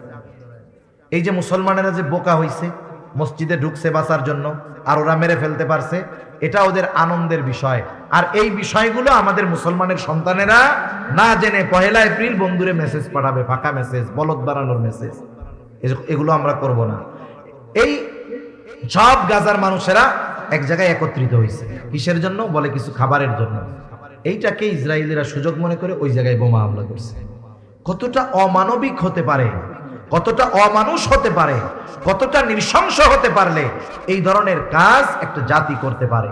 ওদের জন্য হেদায়েতের দোয়া আর কি করব, মুখ দিয়ে হেদায়েতের দোয়া আসে না, এখন ডাইরেক্ট ধ্বংসের দোয়াই করতে মন চায়, ঠিক কিনা বলে? একটা বিষয় হলো তাদের এই অবস্থা, আমরা সহযোগিতা করতে পারতেছি না, কমপক্ষে যদি প্রতিদিন দোয়া না করি আল্লাহর দরবারে ধরা খেয়ে যেতে হবে। কমপক্ষে এতটুকু তো বলতে পারবো, আল্লাহ আমরা তো অক্ষম দুর্বল ছিলাম, আপনি তো সবল, আপনার কাছে তো বলছি, আপনি এই ব্যাপারে আমাদেরকে দায়ী করেন না। সেজন্য আমরা তাদের বিষয়টা আল্লাহ তাআলার কাছে দোয়া করবো তো ইনশাআল্লাহ। পেটে পাথর বাঁধা নবীজির, সাহাবী দেখা গেছে নবীজির পেটে পাথর, দৌড় দিয়া বাড়ি চলে গেছে। যে বলতেছে খাবার কি আছে? বলে একটা ছোট ছাগলের বাচ্চা আছে আর আটা আছে। কয়জন হতে পারে? সর্বসা করলো 7-8 জন বা 10 জন। খাবারের ব্যবস্থা করো। ছাগল জবাই দিয়া রান্না চড়াইয়া দিছে, রুটির খামিরা বানাইছে এরকম গোল গোল, অপেক্ষা করতেছে আসবে নবীজি, আর গরম গরম রুটি বানায়া নবীজিকে দেওয়া হবে। যাই বলতেছে ইয়া রাসূলুল্লাহ, আপনার ক্ষুধায় পেটে পাথর, আমার বাড়িতে কয়েকজনের খাবারের আয়োজন হয়েছে, আপনি সহ কয়েকজন চলেন। নবীজি করলেন কি, সবাইরে একসাথে ডাক দিলেন, 1000-এর উপরে সাহাবী, সবাইরে। এখন বলতেছে অবস্থা কি? খাবার হলো 10 জনের, যাচ্ছে কত? 1000-এর উপরে, প্রায় 1200। দৌড়িয়া চলে গেছে আগে, যে অবস্থা তো এই। যাই বলছি নবীজিকে এরকম, আর উনি সবাইকে নিয়ে আসতেছে। মহিলার কি ঈমান, কি ইয়াকিন! বলে নবীজি আসতে বলছে? বলে হ্যাঁ আমি নবীজিরে বলছি, নবীজি বলছে সবাই চলো। বলে তাহলে তোমার টেনশন করার কোনো দরকার নেই। সুবহানাল্লাহ। নবীজি গেছেন, নবীজিকে অবস্থা বলা হয়েছে, নবীজি বলতেছেন ঢাইকা রাখো, তরকারির পাত্র ঢাকো, এইবার রুটির খামিরা যেগুলো গোল গোল বানানো হয়েছে ঢাইকা রাখো। ঢেকে রাখছে। নবীজি নিজ হাতে বের করে দেন, তরকারি উঠায় দেন, ওপাশ দিয়ে রুটি বানিয়ে দেওয়া হয়, দলে দলে ঢুকে খায় আর বের হয়ে যায়, খায় আর বের হয়ে যায়। যেই খাবার 10 জনের না হওয়ার কথা, 1000-এর উপরে সাহাবীকে আল্লাহ রাসূল সাল্লাল্লাহু আলাইহি ওয়াসাল্লাম নিজ হাতে আপ্যায়ন করেছেন। সুবহানাল্লাহ। এখানে বরকতটা হইছে মূল বস্তুর মধ্যে, মূল বস্তুর মধ্যে। দ্বিতীয় বরকতের ধরন কি? বলে দেখবেন অনেকে হাফ কেজি চাউলের ভাত খেয়ে ফেলে, এরপরে ওর পেট ভরে না। বিয়া বাড়িতে গেছে, 3 গামলা গোস্ত একা খাইছে, কয় দোস্ত এরপরে আমার পেট ভরে না, এটা আরো পারতাম কিন্তু আইনা দিল না। আছে না এরকম আল্লাহর বান্দা কিছু? আবার কিছু আল্লাহর বান্দা আছে দেখবেন ভাত নিছে এতটুক, 1 টুকরা মাছ নিছে, খাইছে তো ওর পেট ভরে গেছে। আছে না নাই? মনে রাখবেন আল্লাহ তাআলা স্বল্প ব্যয়ের মাধ্যমেও বরকত দান করে। এখন যে কথার থেকে গেলাম, আল্লাহ তাআলা নামাজি যদি হয় বরকতময় রিজিক দান করে, এই কথাই আল্লাহ তাআলা বলেন ওয়া'মুর আহলাকা বিস-সালাতি ওয়াসতাবির আলাইহা লা নাসআলুকা রিজকা। তোমার অধীনস্থদের নামাজের আদেশ দাও, তুমিও তার উপরে অটল থাকো। বান্দা আমি তোমার কাছে রিজিক চাই না, বরং তুমি নামাজি, তোমার ঘরের মানুষ নামাজি, তোমরা যদি সকলে মুসল্লি হয়ে যাও, আল্লাহ তাআলা বলেন নাহনু নারযুকুকা, মুসল্লি হওয়ার কারণে আমি আল্লাহ তোমাদের রিজিক দিয়া দিব। যেই রিজিকের টেনশনে নামাজ পড়ার টাইম পাই না, আল্লাহ তাআলা বলেন নামাজি হও আমি রিজিক দিব। তাহলে বলেন নামাজ যদি পড়ি দুনিয়ার টেনশন আছে, নামাজ যদি পড়ি আখিরাতেরও টেনশন নাই। নামাজের হিসাব আখিরাতে প্রথম হবে কিয়ামতের দিন।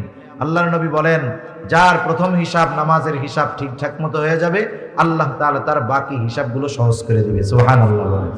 এজন্য আপনাদের কাছে অনুরোধ, রমজান মাস সামনে কিছু কথা একদিক বলতে চাইছিলাম, আমার এদিকে মাথার মধ্যে কথাগুলো আসতেছে।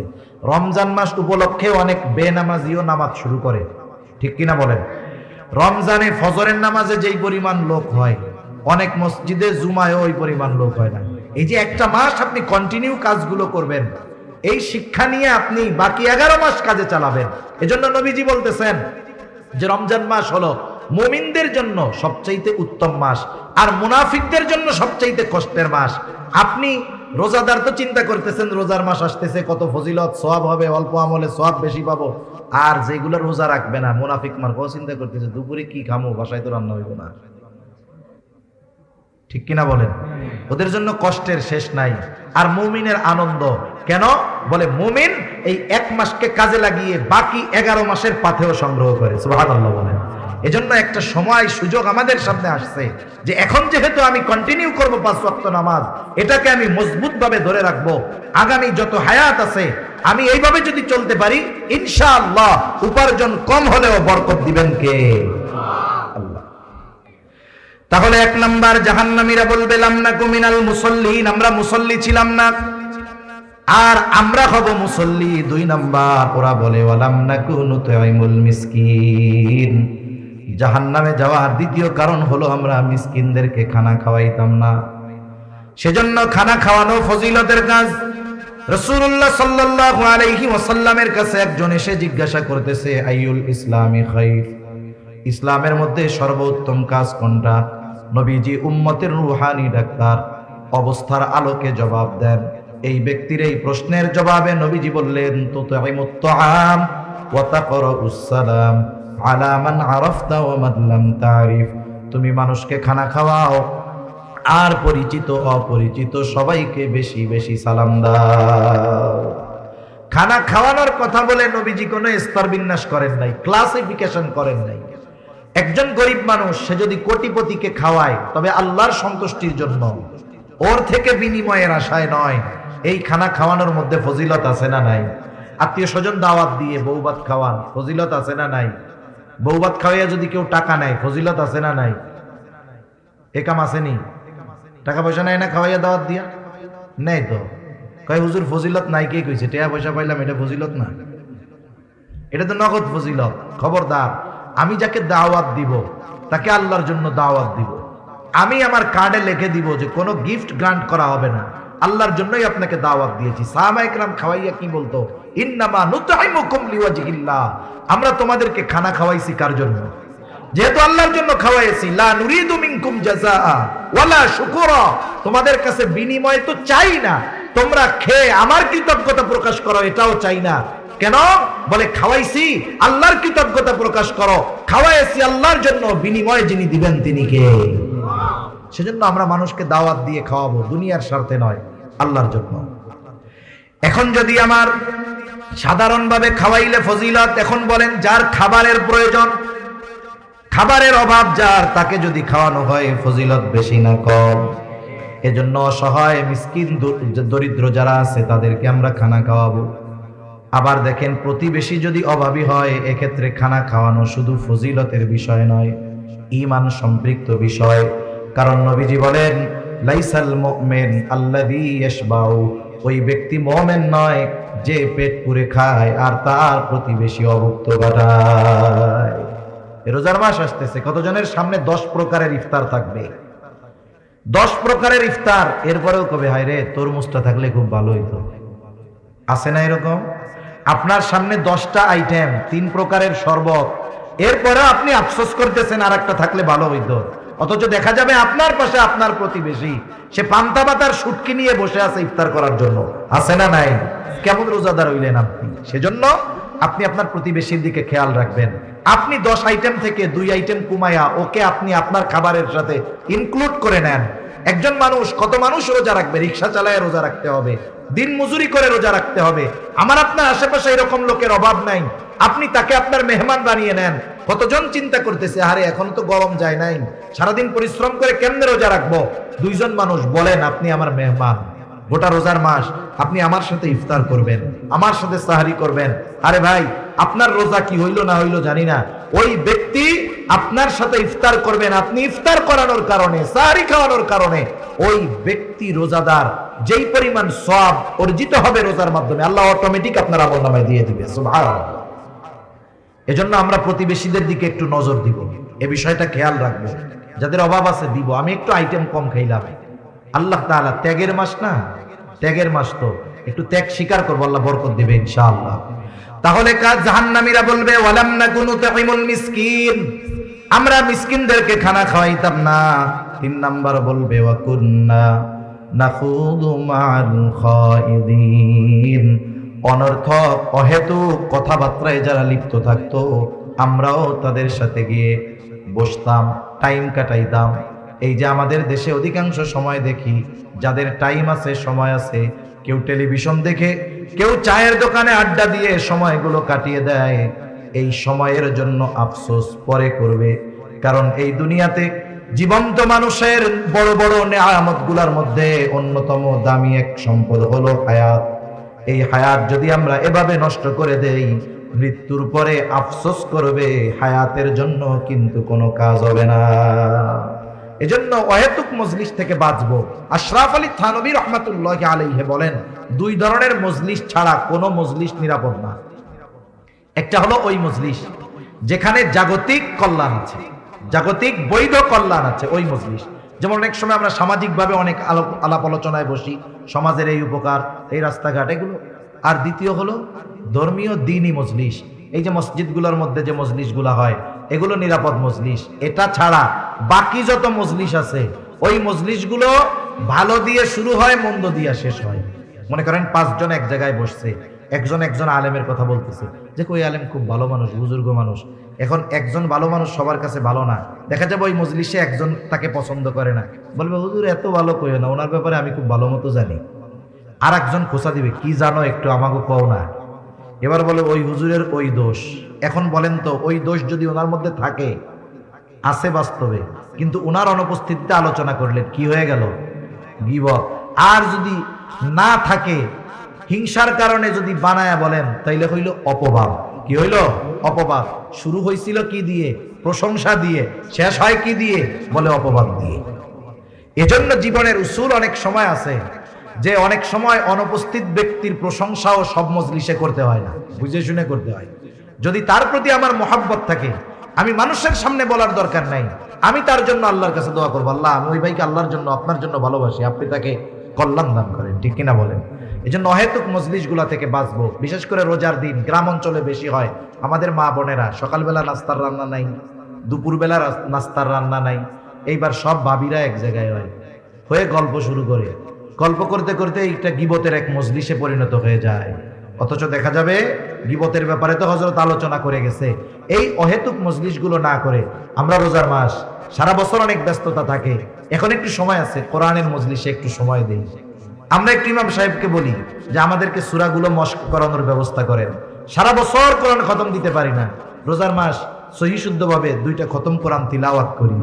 সারা বছর ব্যস্ত থাকি, সময় নাই, কমপক্ষে আমলের সূরাগুলো, সূরা ইয়াসিন, ওয়াকিয়া, মুলক, কমপক্ষে এই 3টা সূরা আমরা মুখস্থ করে ফেলি। সেজন্য অনুরোধ, আমরা আমাদের হায়াতটাকে কাজে লাগাবো তো ইনশাআল্লাহ। দেখেন যারা হায়াত গোনায় অতিবাহিত করে, ওরা মরার পরে আফসোস করে। আল্লাহ তাআলা তাদের আফসোসের কথা বলেন, কি বলে তারা? ফায়াকুলা রাব্বি লাউলা আখারতানি ইলা আজালিন করিব ফাআসাদদাক ওয়া আকুম মিনাস সালিহিন।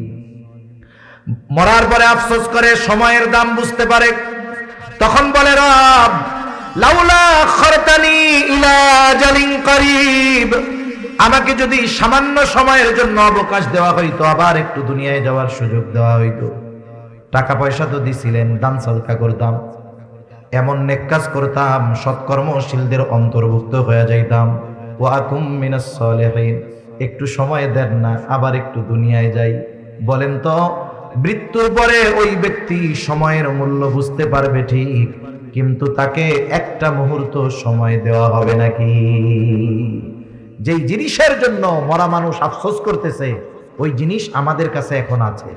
সেজন্য হায়াতকে আমরা ভালো কাজে ব্যয় করবো তো ইনশাআল্লাহ। অহেতুক মজলিস থেকে বাঁচবো। 4 নাম্বার, ওয়া কুন্না নুকাযযিবু বিয়াউমিদ্দিন, ওরা বলবে আমরা কিয়ামতের দিবসকে অস্বীকার করতাম। এটা দুই ভাবে হতে পারে, একটা হলো অস্বীকারই করে, অবিশ্বাস করে, ওইটা বেঈমান, অনন্তকাল জাহান্নামী।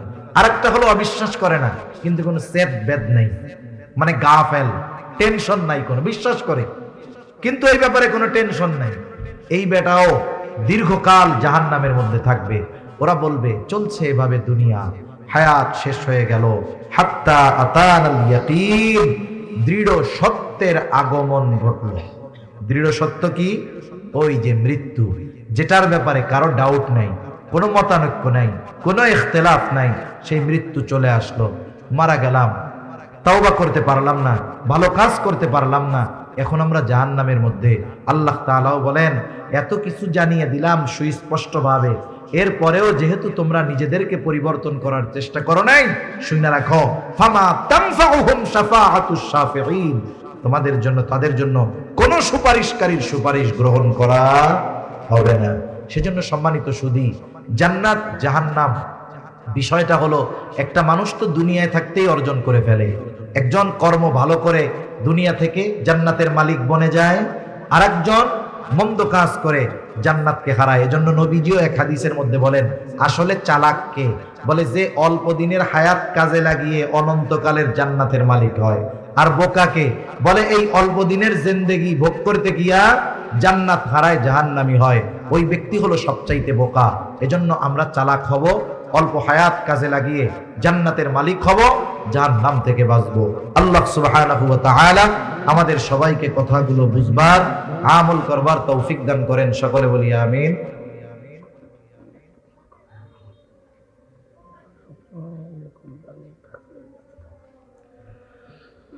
সবাই সবার জন্য দোয়া করব, বিশেষ করে যারা এই